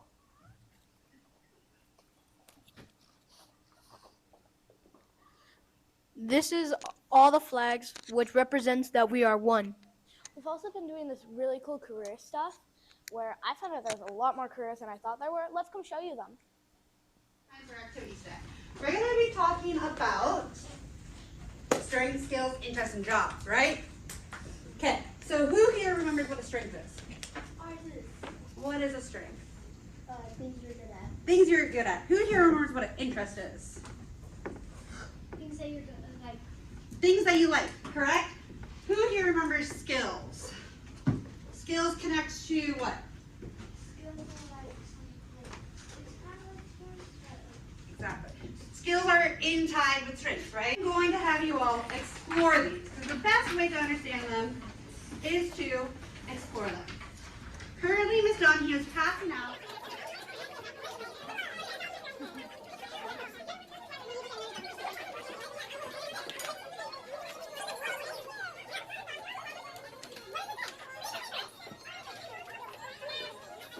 What is that?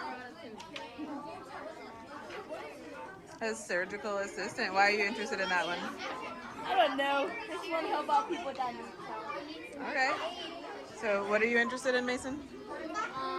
Delivery and truck driver and delivery driver. Okay. After high school. Yeah. All right. Why? Electrician, so I can do my own. Like I don't need something anymore, so I can just fix it. All right, I like it. What do you got? I'm gonna be. I was looking at one that I might want to be as a surveyor or something like that. It's like a surveyor. A surveyor. Yeah. All right, wonderful. What else do we got? All the way in the back, and I can't see who you are. Yeah. A lawyer and a chef. A lawyer and a chef. All right, you're ready. What are you guys thinking so far? Oh, software developer? Paramedic? Marine biologist or surgeon. Okay. What do you guys want to do? I either want to be a floral designer or an artist. Okay, so as a floral designer, I found translator and design. I love making like clothes and designing it. I also love helping people who don't speak English. John. I chose principal, and then everybody else was choosing other jobs, and I noticed there were a bunch of like corresponding jobs, so I hired the teacher, the counselor, the coach, and the coach. All right, you know what? Principal's in charge of hiring those people. Any good candidates? All of them. All of them? All right. Singer. All right, why a singer? Because I love singing. All right, there's more to it than just that. Why else? Because I'm really good at memorizing verses and stuff. Okay. All right. What do you got? One of the jobs I want to be is a software developer because I am a really creative thinker and I know like a really good idea. Okay, I like it. All right. And last one. An athlete. An athlete. Why an athlete? Because I run really fast. You run really fast, okay, but an athlete requires more than just being good at something, right? What else? I'm able to do physical activity for long periods. All right. So class. Yes. Yes. And who could tell me a new job that they learned today? A new job I learned today was a fitness instructor because I learned that you have to be fit and you have to it doesn't pay a lot, but it's still going to be fun if you do it. Okay. What do you got? I think it's called a web designer. That's where you make websites and stuff. One fact that I found interesting is that you have to learn how to code and Yeah. You have to learn how to code, right? what I learned was about truck drivers have to drive to far places and Yeah, they travel a lot, right? How has this career unit helped you learn more about your interests and strengths? It helps me learn about what my favorite career is and what I want to do. This career unit has helped me learn my interests and strengths by getting to know what I'm best at and I like, but I'm not too good at it. This career unit helped me by giving me job ideas if like my job I want doesn't work out. Sorry. Okay.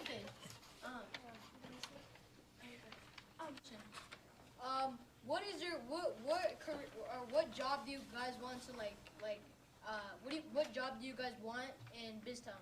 The Because- job I want in this town is mayor because I want to be a leader. Guys, besides mayor.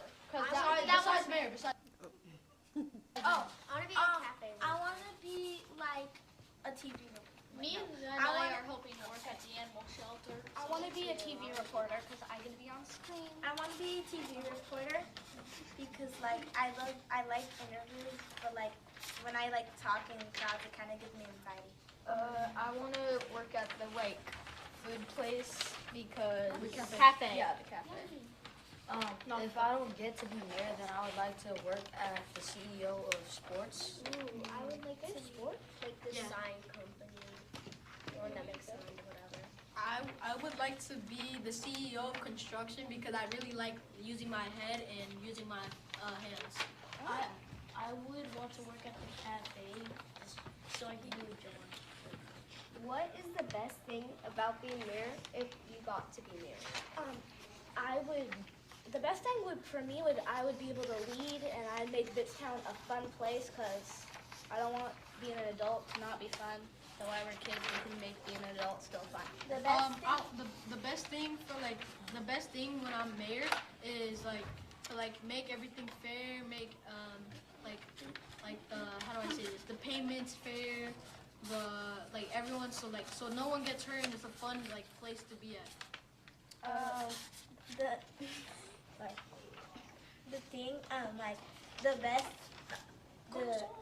The job I want. Okay. No. Wait, what is it again? Where do you want to be? Oh, I want to be mayor. No, the best thing about being mayor. Oh. Yeah, what would you do? What's the good thing? The best thing about being mayor is that you can help people if they don't know how to do their job right, and you can make everyone feel included and not excluded, and don't leave anyone out because that's If I was to lead mayor, I would make the right decisions and make sure everyone gets paid fair. And I want to be a leader by helping people out and remembering and reminding them about what they need to do. You see, we're talking about having fair paychecks. I don't think you choose how much they get paid. Yeah, It depends on your job too. Yeah. If I was mayor, I would try to take it seriously, but not too seriously, and I would try to be fair to everyone. It really doesn't also matter about the money. It just matters about how much fun you have. Yes. If you learn anything. After seeing the career lesson, and if you went to college, did you guys want to go to college and get one of those important jobs, or not go to college and just? Well, I would want to go to college or go to trade school, so I can have a job that pays well, so I can start working up for my dream job, which is boxing. I would like to go to college, so if I do end up being a nurse, I can get a good degree in nursing, stuff like that. I think that's what you did. Yeah. I would want to go to college because I can get a degree and I can do whatever job I want that would pay a lot of money and I could support my kids if I have one. I would want to go to college because I could get training for a job. That's good. Yeah, and it kind of depends what you study in college to what your job is. Yeah. Oh wait, I would want Sometimes if you get a GPA of 2.5 and good attendance, they'll pay for it. I want to take acting, so yeah. Yeah. Wait. I have a question. I have another question. If your dream job doesn't work out, what is your second dream job? Astronaut, actor, A teacher, a charcuterie chef. A boxer. If my two dreams don't work out, I would like to probably be a professional basketball player. I would like to be a carpenter or an architect, the one that builds buildings. What are we gonna do with all this? Architect. Architect. Yep. They get paid very well. Hi, thank you for watching the video. We learned a lot of stuff from that career stuff, so I hope you did too. A couple of things we learned was Plastic surgeons make about $1 million, and I'm a great reader, horseback rider, and swimmer. My strengths and interests are boxing, math, and games, and my interests are reading and writing. What I learned is you can do anything if you put your mind to it. And what I'm looking forward to is to be mayor of Biztown. Actually, I'm looking forward to being mayor of Biztown. And I have a question for you now. What did you want to be when you were our age?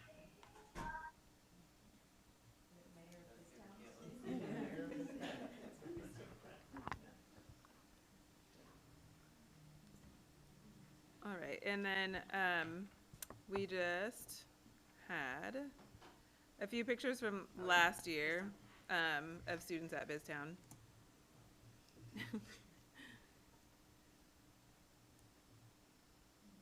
That's right.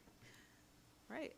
So, thank you very much, and it was great to be able to show some of the things that we've been doing and to have more student voice and kind of get their faces out there, and they had so much fun doing it. So, we would like you to answer our lovely Yeah, students' we wanna hear it. questions because they are expecting an answer back. yes. So the question they was, couldn't be here. what did you want to be when you were their age? I wanted to be a teacher from the time I was in first grade on. Nailed it. Oh, I wanted to be a rock star. And you play music now. I wanted to be a writer. Okay. I wanted to be a lot of things. A lawyer. I wanted to be an Air Force pilot. And I'm neither now. I wanted to be a lawyer. I wanted to run a business like my dad. I wanted to be a firefighter or a police officer. All right, what do you want?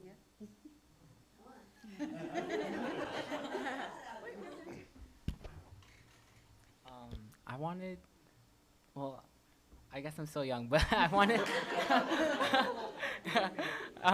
when I was at a younger age, I wanted to be a culinary chef. What do you want to be now? A nurse or a pediatrician. I wanted to be a scientist when I was younger. And now? Either something in environmental science or a sociologist. Don't forget about Oregon Promise. Free college. All right. Do you have any questions for us? Yes. Please report back who ends up the mayor of Biztown. We're really invested in I this. find it sort of essential to my well-being. Yeah. Absolutely. And they will be doing speeches, and the rest of the fifth graders get to vote, so we can send out the dates and times if anyone wants to come and see them give their speeches. Oh, how wonderful. Thank you. Yeah, it was really cute when they, when we were doing the interviews and things like that. They were like, can we put our posters up? Can we show them? Like, this is not an advertisement for your campaign. Yeah. And they're like, oh, so many people want to do it. And it's all about friendship. And then I want to do like respect and trust. Like, yeah, you'll find out what voters are, which way they're going to go. And I don't know if you heard in the panel, pretty much everybody in the panel wanted to be mayor. I want to be mayor. I want to be mayor. I want to be mayor. So it was really fun to be able to do this. This is my 5th year at Butler Creek, and this is these are students that have been most impacted through COVID, and so just to see them grow, what we've gone through, they've gone through, and then just to see that their interest in this is really important. And I just really want to lift up Danielle for the work that she's done. This is a newer unit for us, so she's been with us for a few years and just has, really integrated herself in the community to be able to help support students in the classroom.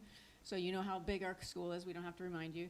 She's been getting into classrooms and really being able to support kids, and then just to be able to tie in a career unit into Biztown has just really enhanced it. So we're being as deliberate as we can. And so again, we set the stage. So bring it on, other elementary schools.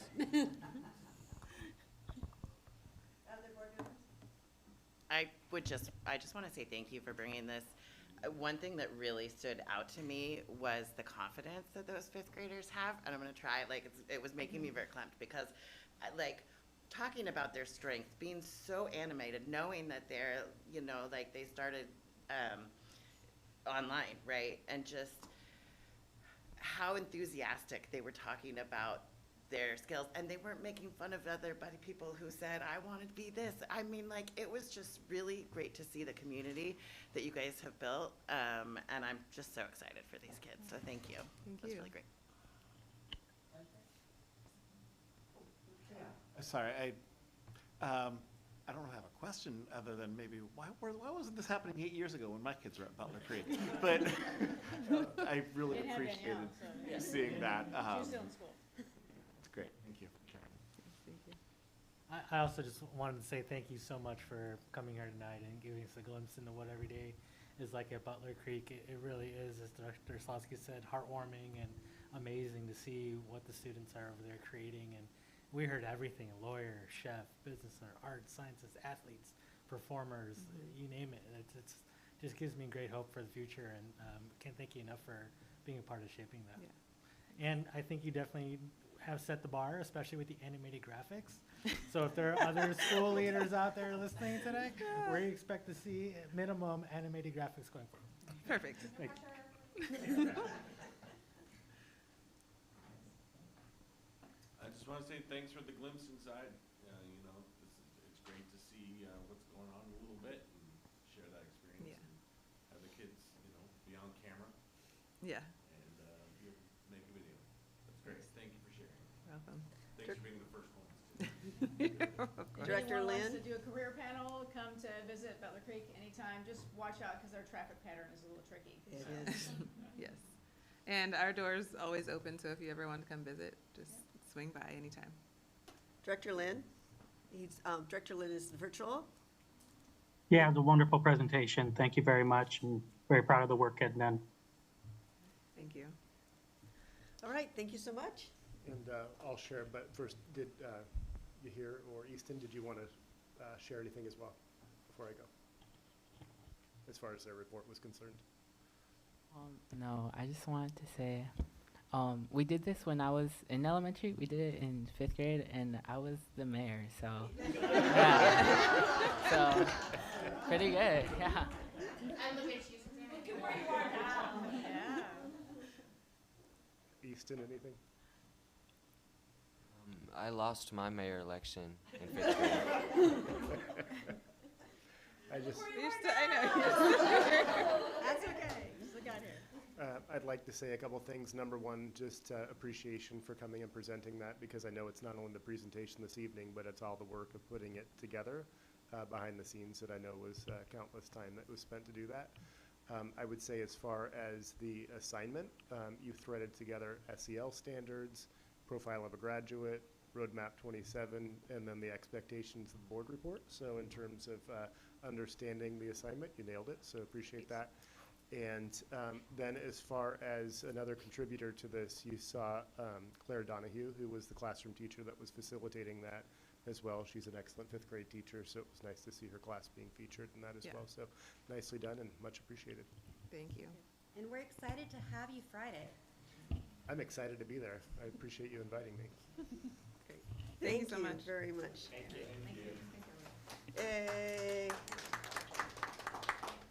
But now our students are here to report to us this evening, so I'd like to turn it over to you.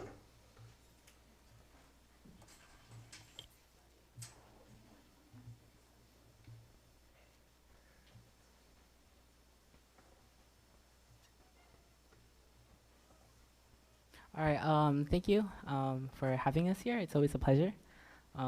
Haven't seen you guys since last year, so it's, starting off the year strong. So first we have our teddy bear toss. Just a little bit background from this. I think 2 years ago we went to the Oregon Association of Student Councils Spring Conference, which is where different student councils across the state go, and we kind of just share ideas, and they have workshops. And I remember vividly seeing Glenn Coe talking about this, and I was really excited because I really wanted to bring it to Centennial, and here we are now. It's our 2nd year, and I think it went better than first one. So we had last year we had only one toss, but this year we had 3. We had the girls basketball versus Reynolds, the boys basketball, and a wrestling tournament with Northwest Oregon Conference schools. In total, we had about 100 plus teddy bears, which is really awesome. We had different staff members, even though it wasn't the toss, they still came in to the student council room and they donated, which was awesome. We saw a lot of parents, a lot of students participate as well. We also reached out to Blackberry Diner. They donated about 20 of their teddy bears, which is great. And then next we have Santa's Workshop. This year we had Meadows Elementary School come in, and as we see, student council was ready to greet them at the main entrance, and it was really fun. We had most of student council there. At some point there was an elementary kid breakdancing in front of everybody, and we were all for it. We sat them down and we all watched Frosty the Snowman, and we ate cookies, and it was a great time. And yeah, everybody got a teddy bear, and then we also offered if they had siblings or someone they knew that would like a teddy bear, we gave them one more, or as many as they wanted. And then all the remaining teddy bears were donated to Gresham PD, where if they were involved, a kid was involved in a domestic case, then the officer would bring, or will bring a teddy bear. So yeah.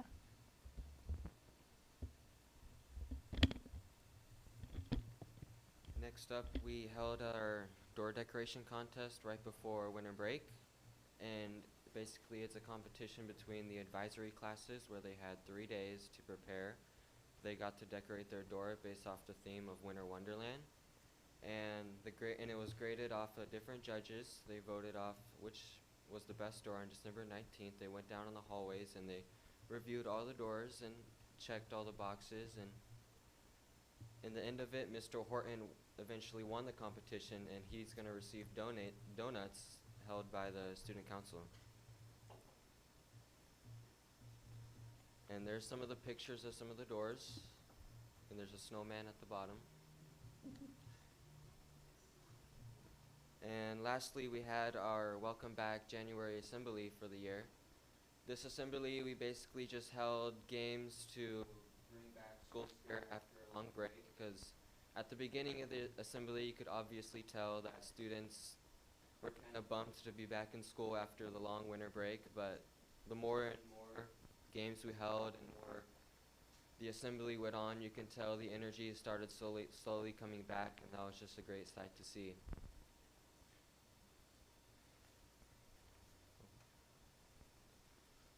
And thank you.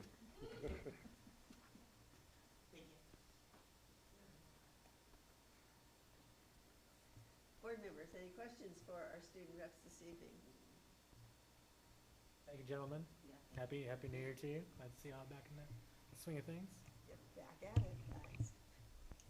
Appreciate your leadership at the high school. So we, our next report is our next report is a legislative update, and will that be, is that okay to move forward with everybody? Is everyone, I mean, we had kind of a longer meeting, but we did have a break in between, so we're all good? Excellent. So, Superintendent Owens. Thank you.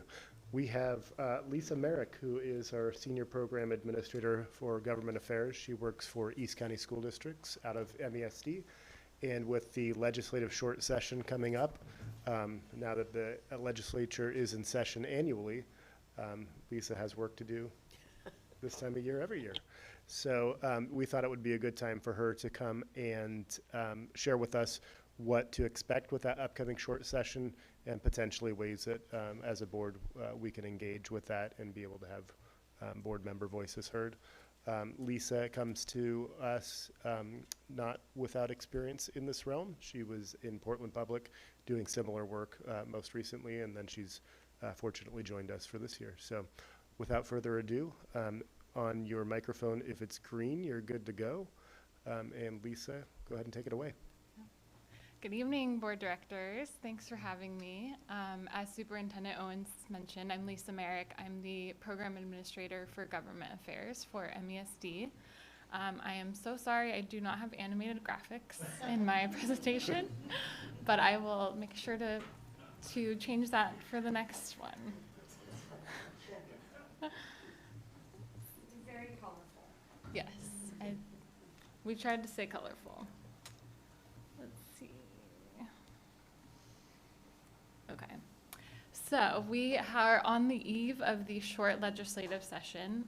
Every other year, the legislature meets for different amounts of time. And this year, we are kind of in a shorter legislative session. So it's actually only about a 6-week session. So as you can imagine, it's kind of a sprint.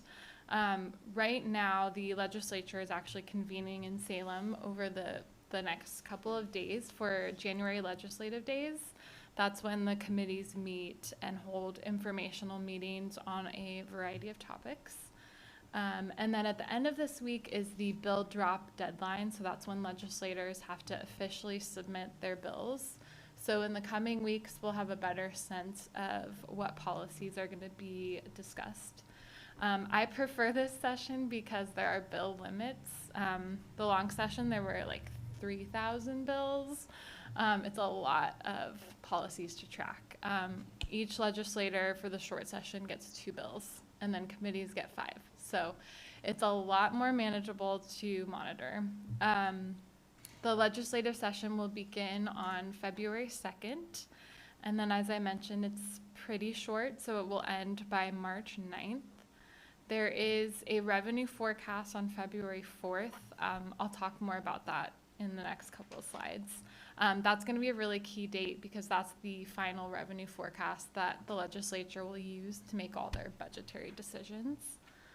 And then on the 16th of February is the first chamber deadline. That means that bills have to have been voted on out of a policy committee in order to go to a second chamber for a public hearing and work session and vote. And so it really just shows how quick things move in the short session. The February 26th is the second chamber deadline. And then as I mentioned, March 9th is when the legislative session ends. And then January 2027 is when we'll have the long session, and that will be the next big biennium budget.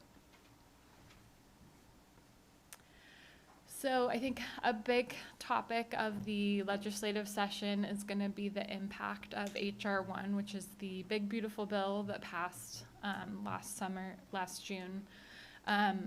It has had a pretty significant impact on our state revenue, as the state economist has projected so far.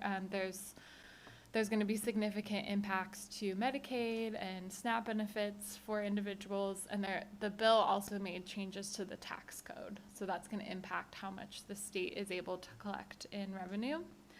In response to that, the governor kind of had a few different actions taken.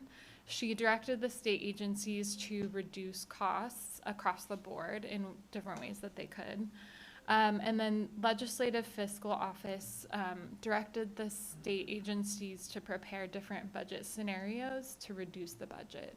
So they looked at ways where they could reduce their budget by 2.5% and 5%, depending on how much the budget will have to be reduced over the session. The state agencies did share those budget reduction scenarios in November. I think unsurprisingly, no one's happy with any option. It's really difficult to scale back any kind of programming. And those, I think, are just a preliminary sense of the direction the state could go, but there's still going to be like a lot of conversation around all of these scenarios. In December, the legislature got another revenue forecast, and it was actually a better revenue forecast than the prior one.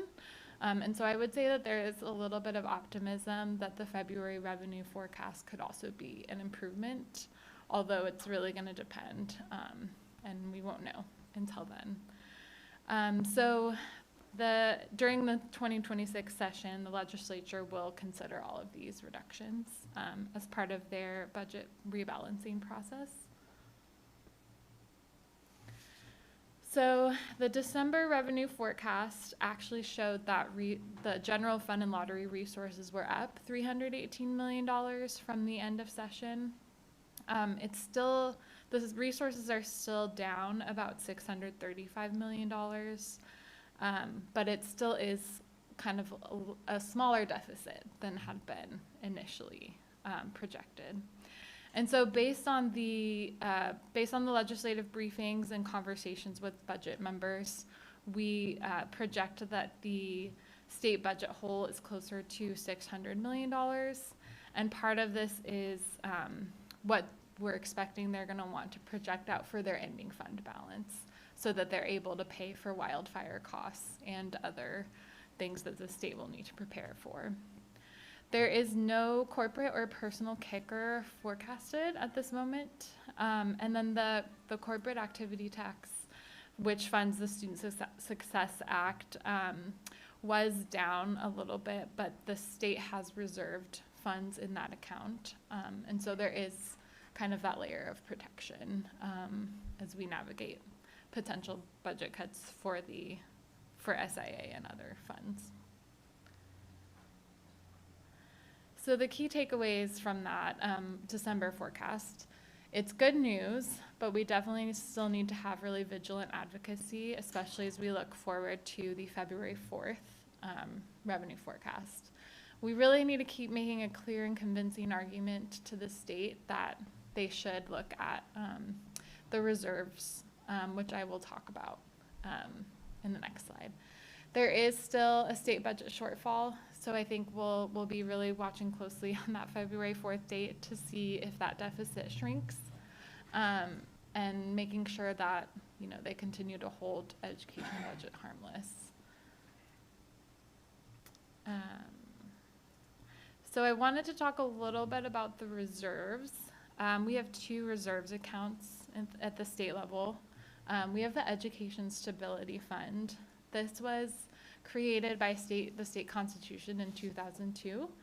It can only be used on public education, and the projected balance at the end of the biennium is going to be about $1.26 billion. We also have the Oregon Rainy Day Fund, and that also has a pretty big projected balance of $2.158 billion. There isn't a limit on the programmatic use of funds, but withdrawals cannot exceed 2/3 of the balance at the beginning of the biennium. There are some specific triggers for both of these reserves accounts, and specifically around the vote that has to approve the account. So it has to be 3/5 vote in each chamber, and certain conditions around how much the state has. But those economic triggers can actually be bypassed, and the funds can be accessed by that same 3/5 vote, and if the governor declares an emergency. And it's really important to note that the Education Stability Fund has been accessed 9 times since it was enshrined in the Constitution. So it's not the first time the state would have accessed that fund to make sure that K-12 remains whole, and we're able to navigate some difficult economic circumstances. They've very recently tapped into the Education Stability Fund during the COVID pandemic. I also wanted to just kind of highlight some of the bills that we know are going to be introduced. Like I said, the official deadline for legislators to submit is this Friday, so there will definitely be more. But these are kind of the main ones that we're hearing about. Just in the news last week, the governor is calling on the legislature to repeal the transportation package. So that's going to be a major topic of conversation. It's a very fraught conversation. It's been quite a journey with that bill. So that will probably dominate a lot of the legislative session. There's also a bill that's going to look at adding some protections for school meals for all, just given a lot of the uncertainty at the federal level in terms of impacts to federal child nutrition and school meal funding. There is some added protections for immigrant and refugee students in that Every Student Belongs statute. There'll be a bill to require school districts to notify students and families if ICE is near campuses. There is also a bill to codify the McKinney-Vento Act into state statute. There's another bill to try to kind of get the state to better understand chronic absenteeism rates by increasing the level of reporting that school districts will have to do on attendance. There's a bill to ban school vouchers, and then there'll be some other committee bills. And there's always more. So we'll make sure to keep monitoring the full universe of education policies. Navigating this session and beyond, there's going to be a lot of challenges, but also some opportunities. I think, as I've talked about a little bit, HR 1 is going to have just really significant impacts on really the human services area, especially with Medicaid and aspects of our social safety net. And so I think the legislature will be really deliberating if they want to extend some resources around that. It's going to be just a heavy topic for the legislature to navigate. There is some reluctance to use reserves. Just as we look out to future sessions, the budget impacts are just kind of starting based on what the state economist is saying. And so legislators are wary about tapping into reserves now when they know that there'll be more steep budget cuts potentially in future bienniums. There's also a potential conversation around a tax code disconnect, and that's going to be happening simultaneously as the budget cut conversation. So the state legislature is considering disconnecting from parts of the tax code, from the federal tax code, which would mean there would be less of an impact on our state revenue if we're still collecting the same taxes that we had been if it wasn't for this tax code change. It's a little tricky because there are some elements of that that are broadly popular, like in the HR 1 it had the no taxes on tips. That's pretty popular, so I think they have to kind of reconcile what parts they want to keep, what parts they don't want to keep, and so it's going to be an interesting and potentially polarizing conversation around that. And then, of course, the election year is right around the corner, so there'll be a lot more political dynamics that are going to change as we get closer to that time. There are a lot of opportunities, too, so I think we can keep informing legislators about the use of the reserves funds and how, we have these replenishing funds that are created for this particular kind of reason. And so we believe that we can try to hold school districts harmless. I know you all are already experiencing budget cuts, even without the potential reduction from the state. And so I think just continuing to make the case that schools are really on the front lines supporting kids, and it's even more difficult with these changes to the social safety net. Teachers are doing more and more work, and if we have less resources, it's less supports for kids. So just continuing to make that case, continuing to talk to legislators about making sure that when they pass new initiatives that they attach the appropriate resources to them. I know that districts are dealing with a lot of unfunded mandates, so we want to make sure to keep that at the forefront too. And then other cost drivers that are impacting school district budgets that are going to only get more difficult. The increases to PERS rates, inflation continuing to have an impact, so we'll want to make sure we're communicating that. I'd say this is both a challenge and an opportunity, is the potential for bold actions. If the state is going to have to look at like a longer term budget reductions, they might come up with some interesting ideas that do not work for students. So I think it can lead to a time when ideas get surfaced that aren't super helpful. But it can also be a time for us to come forward with some ideas for bolder changes.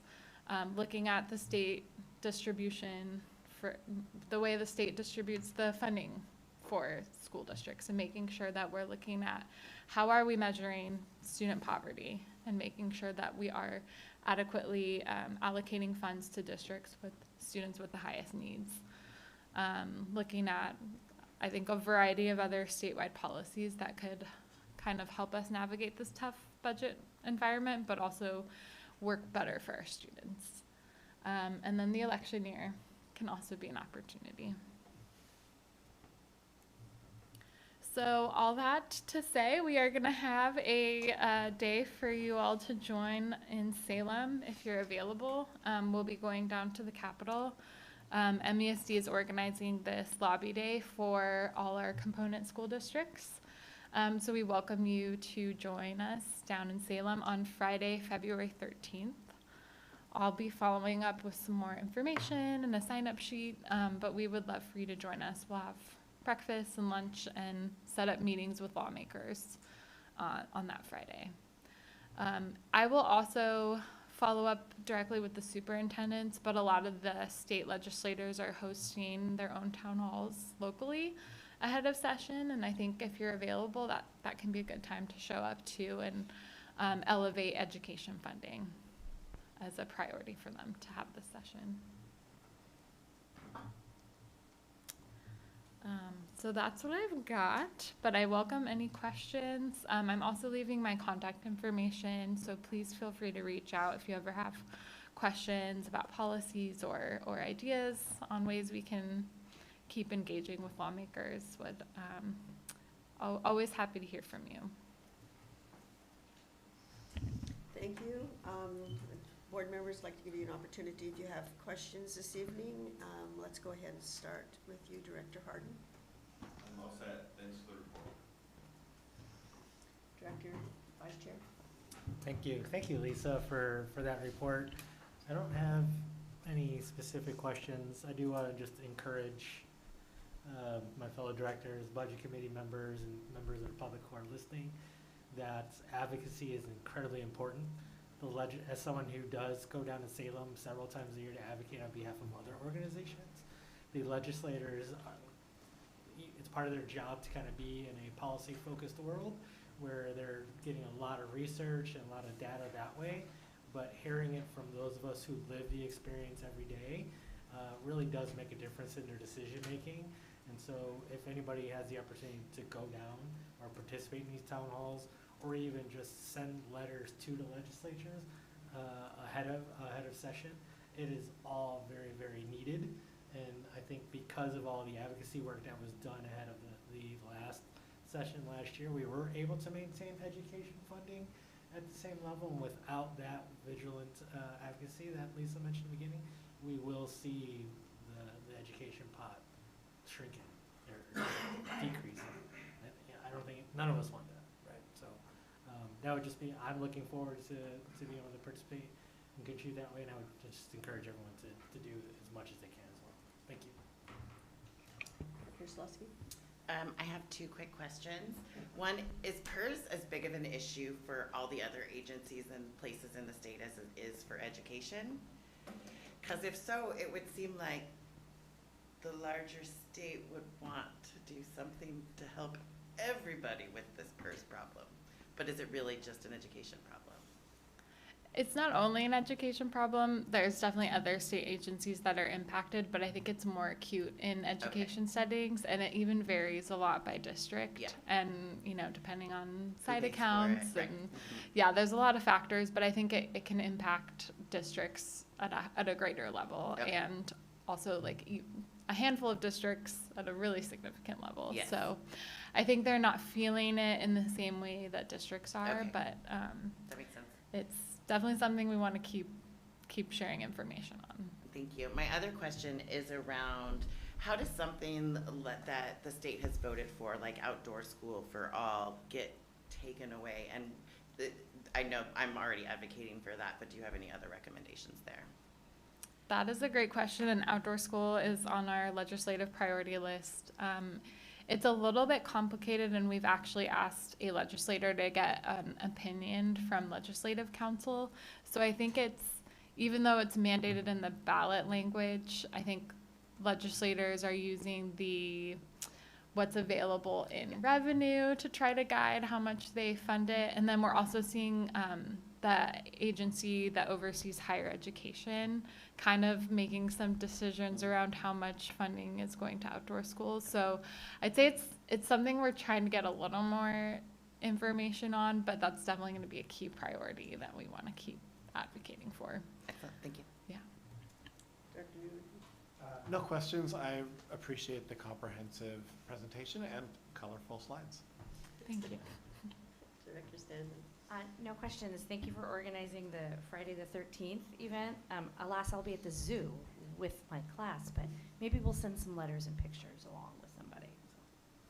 We would love that. I will definitely follow up if there's letters we can send, or if there's opportunities to testify on bills. There'll be a lot of ways we can still engage if you can't make it to the virtual day.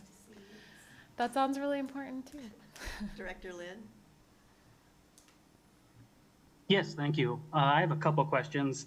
Do we have some forecast numbers if Oregon disconnects from the federal system, and if we claw back what was given away in tax breaks on the federal level? And is it possible that since a lot of that money goes to non-education stuff anyway, Oregon could come out in the positive?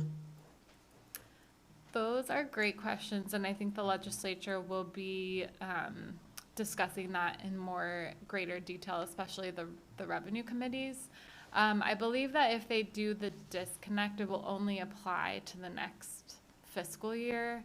So there wouldn't be an opportunity to claw back any funds that have been taxed differently since HR 1 went into effect. I think we missed the window to impact the tax code for this tax year, but if they do the disconnect, it would apply to the 26 or 27 tax year. Yeah. I will definitely keep you all updated as we learn more, as that conversation takes shape. I don't think they've shared any details on how much that would shape the revenue, but I'm sure that will definitely be revealed as they look into that at the committee. Okay, and thank you. My second question, because it seems like, I've been going down to OSBA for years. We go down to Salem and we complain about unfunded mandates. We complain about how costly it is to our communities that these cuts that keep going on and on. But then there's no voice on revenue. It seems like we go down there and we complain and we say, take it from somebody else, we don't care who, instead of saying, like, our economy seems to never have been better. People seem to be making some people seem to be making a whole lot of money. And it seems like we should at least be able to tax and support our basic education and healthcare needs. And so do you have a sense of how we can have more of a voice, or a united voice, or a larger voice on the revenue side? Yeah, I'd say that's starting to surface up more at the legislature. There are a few legislators that are starting to talk about it. I think it's also working with other jurisdictions that are kind of in a similar revenue limited situation. I think local governments are also experiencing the constraints of our tax system. And so I think it will really take a longer term strategy where we're working in a broader coalition to change the tax setup in Oregon. It's going to be a very long term effort, just because I would say we're in kind of an anti-tax environment at this moment. But I think it's definitely something we want to engage in. Thank you. Superintendent Owens. Any final questions, comments, or direction? Not for me. I just appreciate the update. I've taken a couple of notes in terms of things that will be provided. We've got the lobby day on February 13th, and then the legislative priority list, which I believe is being finalized once that's available I'll make sure it's available to the board so that you know what the East County priorities collectively are. And Lisa, just appreciate you making the time out and sharing with the board this evening. Thank you. Thank you for having me. Have a good night. Superintendent Owens, your report. All right, I recognize I'm standing between the board and pie. I know this is Somewhat. tenuous at best, So it's, and our young men, you know, need to be nourished as well. They deserve pie as well. They return. All right, so I've got a medium-sized report. Good evening, board members. It's my pleasure and privilege to share with you this update about happenings in our school district. As was mentioned at the outset of the meeting, January is National School Board Appreciation Month. Centennial School District is joining the celebration along with Oregon's other 196 local school boards, 19 education service district boards, and 17 community college boards. Centennial's board of directors are dedicated and strategic decision makers who have given their time as unpaid elected volunteers to oversee Oregon's public education structure for our school district. We're proud to have a unified group of leaders invested in the education of our students. And thank you also to Chief Communications Officer Christine Andrig for her design and social media efforts with this graphic. For this month's district office display board, we have artwork featured from Butler Creek aligning with their report to the board you just received. The artwork is from Miss Fry's first grade class who made Yetis to welcome winter and the new year. This project was led by CHS early childhood education student Jocelyn, who provided an example, then allowed the first grade students to create their own versions. Much like other things I apparently missed from my childhood, like geodes, I needed to look up what a Yeti was, which is apparently a mythical creature said to inhabit the Himalayas, maybe sort of like what Bigfoot is to the Northwest. And Chair's going,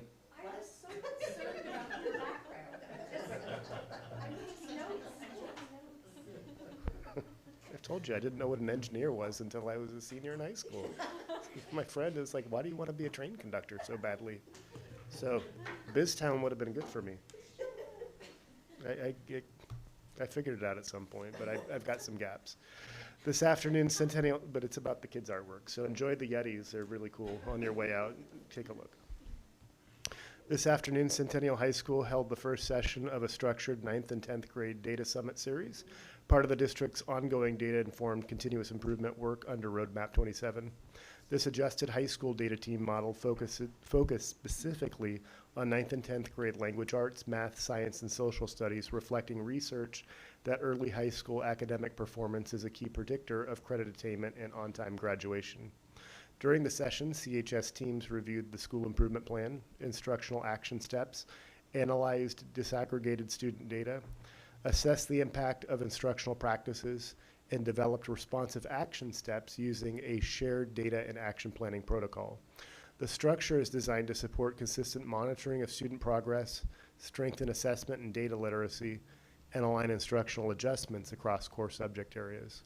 Specific to this high school data summit, a student panel, which you can see pictured here on the right, was assembled where students were empowered to share with staff about their classroom experiences to help further inform instructional adjustments. This work will continue through a 3-part series with additional data summits scheduled for February 25th for winter and April 22nd for spring, allowing teams to revisit data, monitor progress, and refine instructional strategies over time. Collectively, this approach is intended to establish and sustain a data and feedback-rich learning culture at Centennial High School with a clear focus on improving outcomes for students in their first 2 years of high school. As is common with our breaks during the school year, winter break provided an opportunity for important capital improvement projects to be completed at 2 of our schools. A new 40,000 square foot covered play area, or excuse me, let me say that again. A new 4,000 square foot covered play, 40,000 sounded big, was completed at Park Lane Elementary School to better support student wellness and daily activities. Even 4,000 sounds big. This structure allows students to continue enjoying outdoor recess during rainy weather while also providing critical shade and sun protection during periods of high heat. The project improves safety, expands usable outdoor space year-round, and reduces the need for indoor recess disruptions. And let me tell you, indoor recess is not fun. Staff and students can look forward to enjoying the structure for many years to come. Also, during winter break, the facilities and technology teams replaced decades-old sound system equipment in the gymnasiums at Centennial High School. The equipment had become unreliable and difficult to maintain. Some of you may have experienced that during Congresswoman Maxine Dexter's town hall last spring. The new digital sound system provides significantly improved clarity, consistency, and dependability for daily use in large events. It offers the flexibility to broadcast the same audio across all 3 gymnasiums or operate each gym independently with separate sound and music simultaneously. This upgrade enhances athletic events, assemblies, and school functions while reducing maintenance issues and ensuring the system can meet current and future needs. Who thought that would be such an exciting update, but it is. Continuing on the topic of facilities, as part of the district's long-range facilities planning process, Centennial is forming a facilities advisory committee to support the development of a long-range facilities recommendation for the board of directors. The committee will provide community-informed feedback focused on equity, sustainability, and alignment with future educational needs. An application process is currently underway with applications due by Friday, February 6th, and selected members to be notified by Friday, February 20th. Committee members will meet 3 to 4 times during spring 2026, with at least 2 additional meetings planned for fall 2026. Meetings will be held during evening hours and interpreter services will be available. The tentative dates for these meetings are shown on the screen and will be shared with board members via calendar invitations here shortly. The main reason that they are tentative is that we're still not sure if we'll have the May 28th meeting this year or move it into the fall. Vice Chair Will Mooring has previously indicated willingness to serve as a board liaison on the Facilities Advisory Committee, and we'd also welcome interest from 1 or 2 additional board members who are able to participate consistently while remaining mindful of quorum considerations of not having 4 or more board members on the committee. As part of our ongoing efforts to strengthen family communication and access, the district has partnered with Propio Language Services to establish dedicated phone lines for families who prefer to communicate in Ukrainian, Karen, Dari, Cantonese, Vietnamese, and Arabic. When families call these lines, they're immediately connected with an interpreter who can support communication with their child's school, helping remove language barriers when asking questions, sharing needs, or seeking assistance. This service complements existing supports already in place. Families who speak Spanish or Russian will continue to work directly with their school's bilingual liaison, consistent with current practice. In addition of these dedicated language lines represent an important step in expanding equitable access to information and strengthening relationships with families across the district, ensuring families feel more welcomed, informed, and supported. The OSBA Bonds and Ballots, the OSBA Bonds, Ballots, and Buildings Conference will take place on Friday, February 6th in Salem. So your Fridays in February could be active in Salem. This conference is offered only in even-numbered years and provides an opportunity to build shared understanding related to bond planning, ballot measures, and facilities decision-making in advance of future work. Chief Communications Officer Christine Andreg, Director Newman, Vice Chair Mooring, and I plan to attend. Those are the ones that I've heard so far. Did I get it? We're just notified that the online registration was extended till next Friday, January 23rd. So board members who are interested in participating are encouraged to notify Missy this week so she can get you registered. And I wanted to share a recent KPTV feature highlighting a significant Centennial High School milestone. The story profiles Ann Ellett, the longtime CHS dance coach who started the High Seas program in 1966 and continues to lead the team 60 years later. The feature reflects the longevity of the High Seas, the program's competitive success over decades, and the lasting impact of co-curricular programs on student growth, belonging, and connection to school. The coverage is a reminder of the deep traditions that exist within our schools and the role that long-standing programs play in shaping student experience and community identity. And with that, I invite any questions or comments you might have, and that concludes my superintendent's report. Board members, questions? I have one question. How are families finding out about these call lines? Let's say I work with a family who speaks Karen. How are they going to learn about this phone line and be able to use it? Great question, and I think we have Chief Andrag on the line here, so if she's tuned in, and I think she is, she might be able to help us address that question. I think she may have been working with Sonia Nelson Carranza, who is also in the gallery here, and if she's available to be promoted, she could also address that as well. So Christine, not to put you on the spot, but if you have any sort of an answer, that would be great. Yes, absolutely. So yesterday we shared out in the district superintendent updates newsletter information about the lines, and school offices also have the information. So schools have been distributing that from their own school level communications as well recently. And again, all of those communications go through Parent Square, which auto translates into all of the languages. And so families, as they're receiving communications from both the district and school, are receiving the information about the phone lines in their home languages.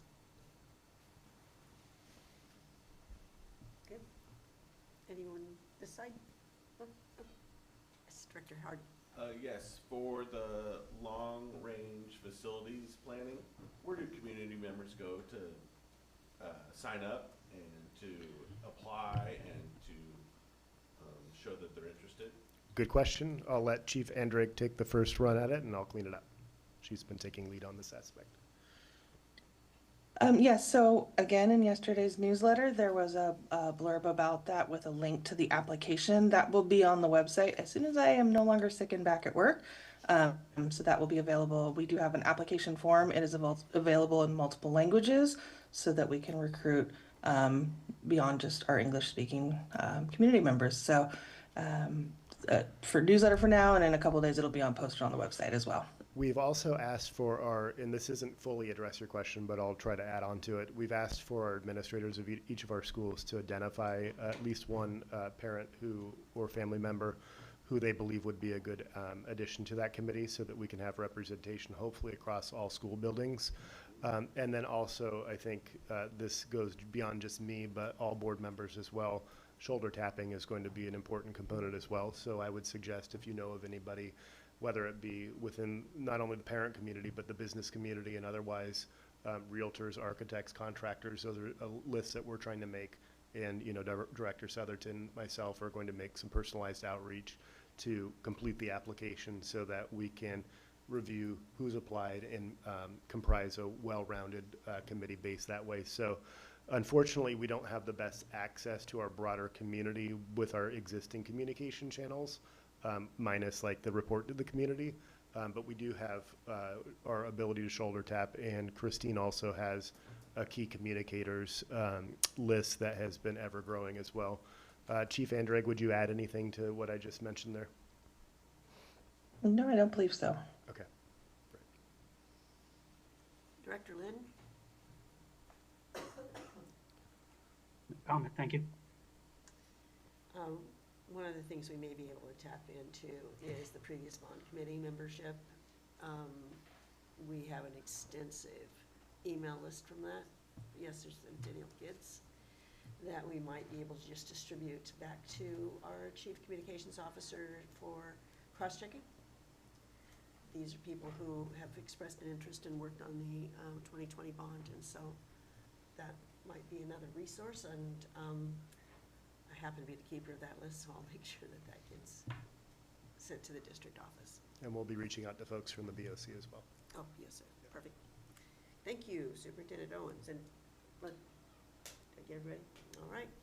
Then we're going to take a short break. Well, wait a minute. Confirmation items. We have a motion to approve. So moved.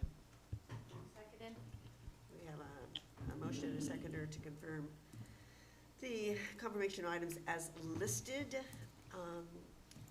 All those in favor indicate by saying aye. Aye. Aye. Thank you. Confirmation items taken care of. And we're going to take our break.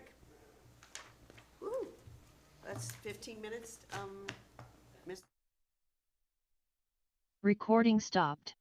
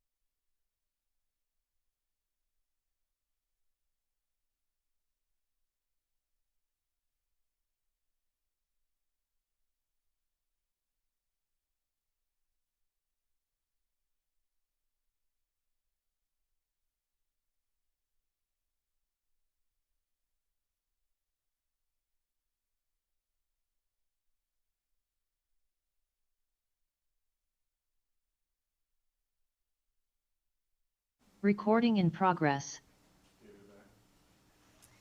Welcome back. We are on board action items at this time, and there is no old business listed, but there is a new business, and it's the superintendent policy committees.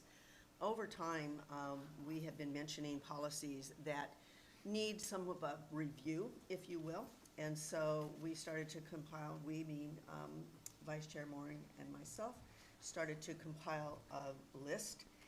The review committees are there for the purpose of looking at current policy and making sure that the current policy and the actions that we're usually taking are congruent with one another, and if there's any interest or concern for changing something, that we bring that up. So I'm going to kind of go through the list and who has expressed interest in the past, kicking that off. So the first is policy BHD, board member compensation and expense reimbursement. This was enacted in September of 2013, and then it was rewritten in August of 2025. We did not take it up because the Ethics Commission was having questions about how it could be applied at that time. Those questions have been asked and answered, so it's ready for a review of our committee. I know that David Lynn, as director, has expressed an interest in that particular committee or that particular process. So David, I've got your name on the list for that. There are, again, up to 2 to 3 members. Director Will Mooring also has an interest in that as well. And so what we're going to do is just kind of send these your way so that you can kind of work together. And if anybody else expresses, so if David is continuing his interest in that, Will is continuing his interest in that, and then another member, Michael, is also considering an interest in that as well, then we'll pull together what materials exist as a current policy in the case of this particular policy, the proposed policy for review, that you can tease it, work with it, gather information, and then come back to the superintendent. This is a superintendent policy review committee. Come back to the superintendent and board leadership with your questions, recommendations, etc. The next is policy BK, evaluation of board operational procedures. Again, this is one that has not been reviewed since 2013. That would be has been an interest expressed by Director Stanley about evaluation of board. So I've kind of put you as the kind of the lead on that, but again, we'll be looking for people who will be willing to work with Melissa on that particular policy. And I'll send this out to everybody, right, so that we can organize ourselves, but I wanted to kind of give you a broad overview of what our thoughts are about it. And then the next policy is policy DBEA, Budget Committee. That too has an October 13th date, and Rose brought it up at a board meeting 2 months ago. But Jess, as our budget chair, you have extensive experience with that as well, so it's like you two to be working on that, and again, a third member could also be involved. And last, and I don't mean that this is, there aren't others, but these were the ones that I know we've been talking about. This is policy IIC/IICA, field trips and excursions. It has not been reviewed since May 2014. I will say that it's something that I said that I would work on. When I started to work a little bit on it, what I found is that things have changed significantly. And when I attended the seminar, the PACE seminar, who was our insurer, I found that our policy, there were parts of our policy that are quiet on some of the things that we should be doing.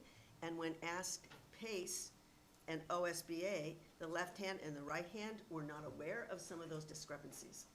So this is going to take some time, and I think it's a critical one for all of us who have an interest in these opportunities for our students to be traveling. It's our team. It's our field trips for the zoo. if we were taking our kids to the zoo.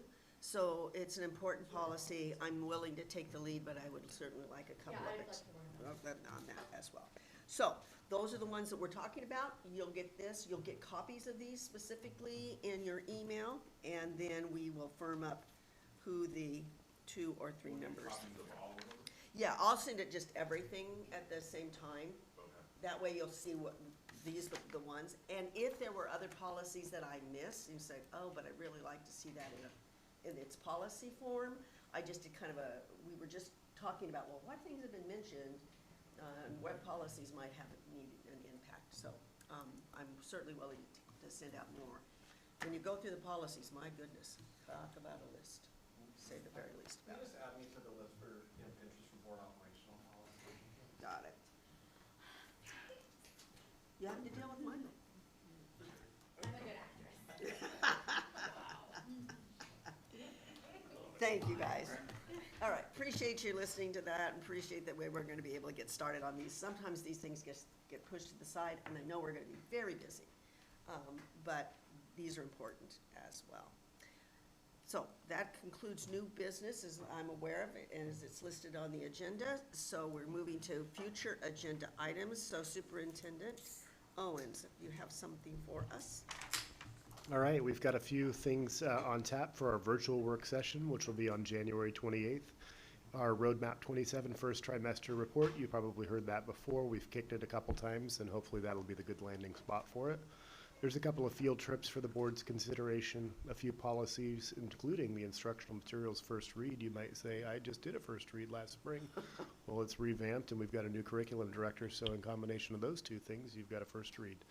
And then finally, we've been working on some employment agreements for those who are not represented by a union. So administrators, non-union, we've been working on the terms of their agreements as well. And I can't promise that they'll be ready for the end of January board meeting, but if they are, I just wanted to give you a heads up that that's something that we are currently working on as well. So that's the list that I have. Chair Shields, back to you. Thank you. Board members, any other ones that come to mind?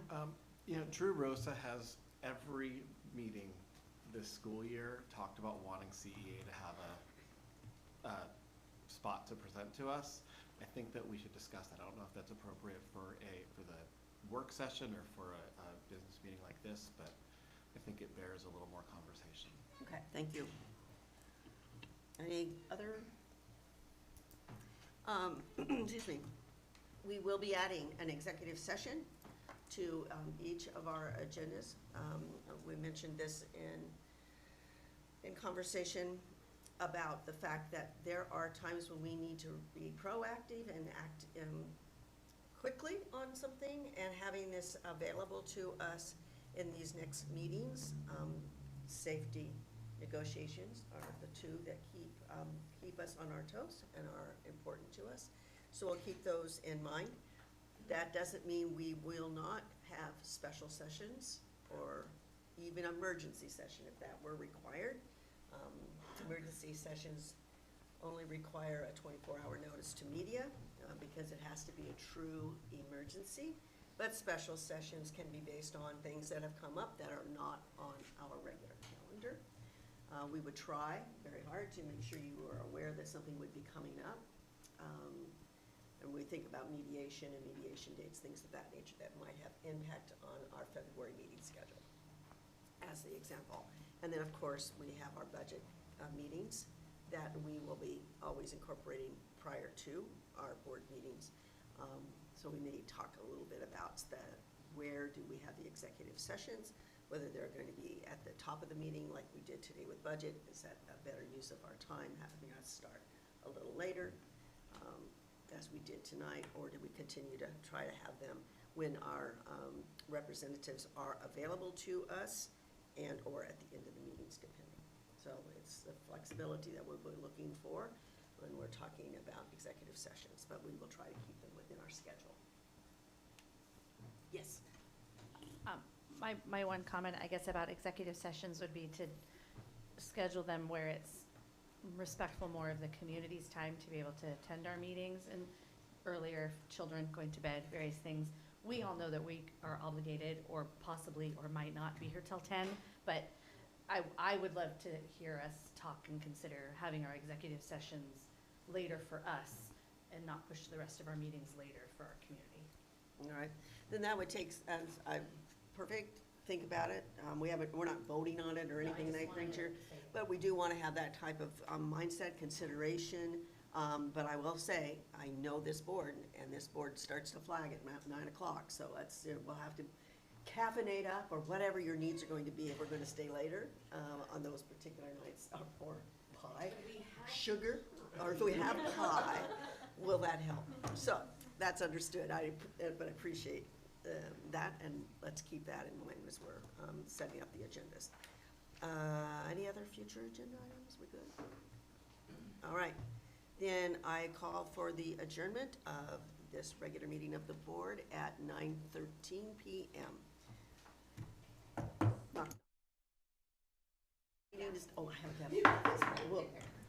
The regular meeting is over. We're going to take a short break so that we